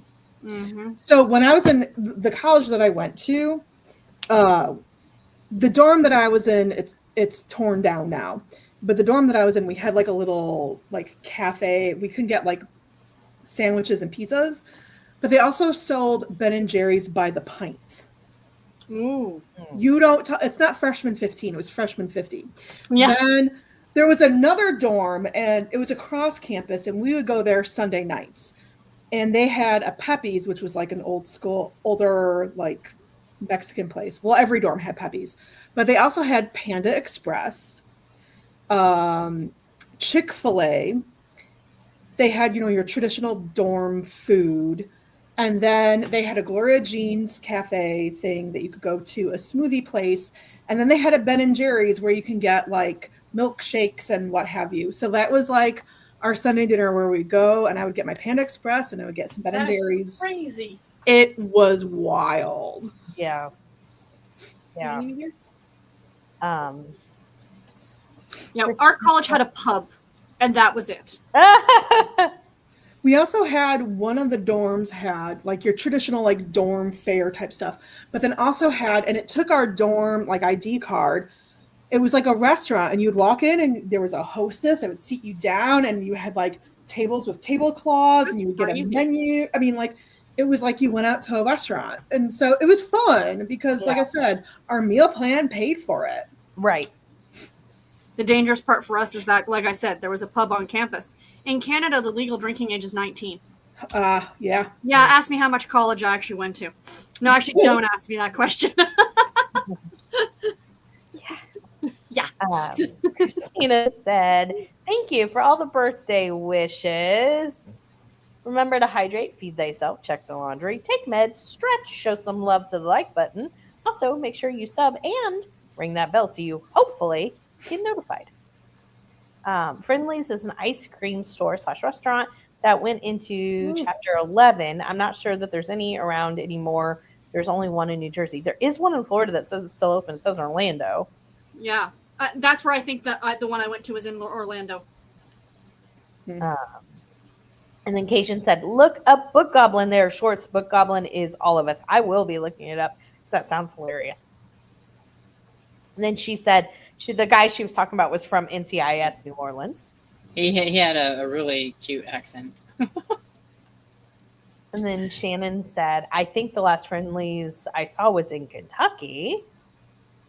I said, good night, everyone. I have to go outside and water plants before it gets dark. Bye, Melmac. It was so good. I gotta do that after we get off of here. Cation says, night to Melmac. Christina, I hope you and your daddy have a great birthday week. Absolutely. That was my favorite Ben & Jerry's too, Melmac, but I can't eat nuts anymore. Oh, that's a bummer. People saying bye to Melmac. Espresso Explosion Ice Cream, a local favorite in my neck of the woods. Yum. That sounds really good. Yeah, it does sound amazing. Hey, Cool Gamer says hello. It's good to see ya. We're just wrapping up. It's good to. Hope you are doing well. My college didn't even feed us on Sundays. McDonald's and KFC did. Booming business in that town, as that was all we had. That's crazy to me. Yeah, that is crazy. Our meal plan had lots of different options, like Emily's talking about. I just can't imagine though, like it just being like. Well, like on a Sunday though, I'm guessing that they closed down the kitchen. I know, but I lived like 4 hours from home, and I had no car my first year, so like. I didn't have a car until my senior year of college, and I only had it because I was a teacher and doing clinical observations every day for however long. I needed to drive, and then student teaching. My student teaching placement. We were told we were going to be placed within 60-mile radius of the university. So like That's an hour away. I need to have a car. But yeah, I can't. I mean, Although they I'd would say have the it's option. a little expensive these days, it's a lot more easier for them to call delivery. Oh Oh yeah, yeah, now I mean you could just Yeah. DoorDash it. right. She said, "Thanks, Carmen." I thanks for never this- lived on campus. I never did either. I lived 15 minutes away and I had a car, so Oh, I drove to oh, school. yeah. And then then I go to the pub and then just have to sit there for the afternoon to sober up, and then I could drive home. Sorry, Yeah. this is you're learning way too much about me at this point in time. The reason I don't have a college education. That's funny. Anita said, "Thanks for the sprints. Hope you see you tomorrow night." Pralines and cream, yum. That does sound Yum. delicious. So Sarah is hosting tomorrow night. I'll be hosting at tomorrow. 7. Yes, ma'am. What do you all have coming up on your channels? I have my August pile of possibilities that I filmed. I just need to upload it. Nice. I have my weekend review to talk about all the entertainment stuff that I've done. I have my 2 on Tuesday, and somewhere in there I've got to try to make an August TBR. I just don't know what I'm going to read yet. It's not August. You're gonna read trash. Yeah, I know. I was like, Trash. most of what I read fits that anyway. But yeah, Right. I Exactly. need to get the bingo board. I want to look and see what the things are to see kind of if I can make like one bingo maybe. Or something. Oh, I'm sure. Awesome. What about you, Sarah? I'm not making any promises. I need to try it. Well, I not need to. I want to try and get back into doing what I'm doing. It's month end at work. It's the hospital appointment. So I'm hosting tomorrow night, and I'm hoping on Friday, because I'm actually off work on Friday because I have an extra long weekend, which I'm very excited about, that I'm going to hopefully get up an August TBR. But I'm going to try and vlog during the week, but no promises. Yeah, do whatever works for you, especially Right. Yeah, absolutely. I had part 1 of August releases come out. Part 2 will come out. I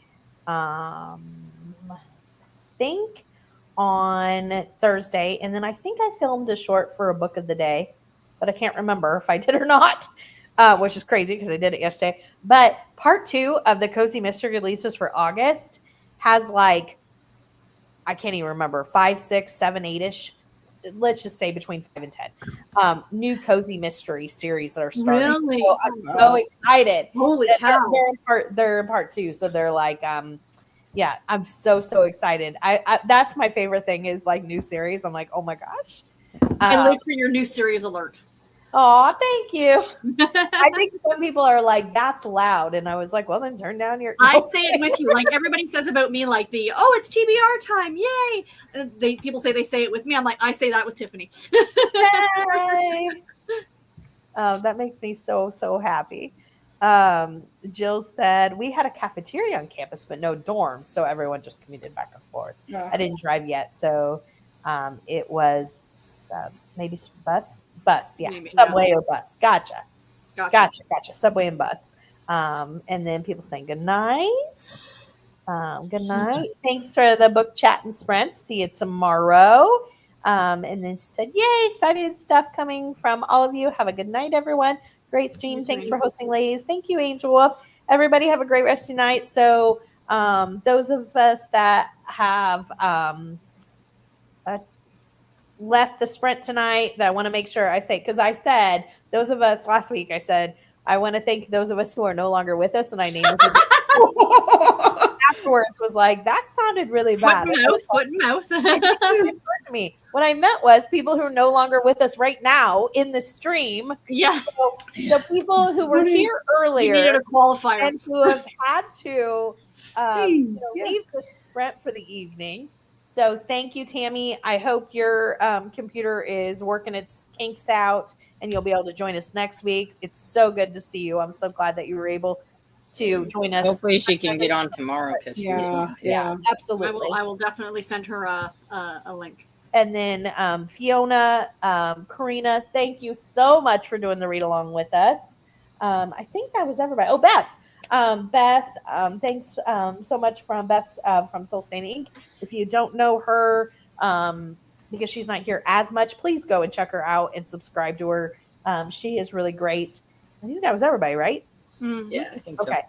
And so thank you to Emily. Those that are with us, as not in are with us, but are with us presently right now. Cajun, I'm getting it. I'm getting it there. I'm working through the kinks as I'm speaking. No, Like she's never done this before. Emily, Storm, Sarah, thank you guys so much for joining. We will see you all tomorrow. Everybody have a great rest of your Sunday. Christina, happy birthday to you and Dad. Yes, Everybody yes. have a great rest of your night. Bye, Bye, everybody. everybody. Bye. Oh, you're such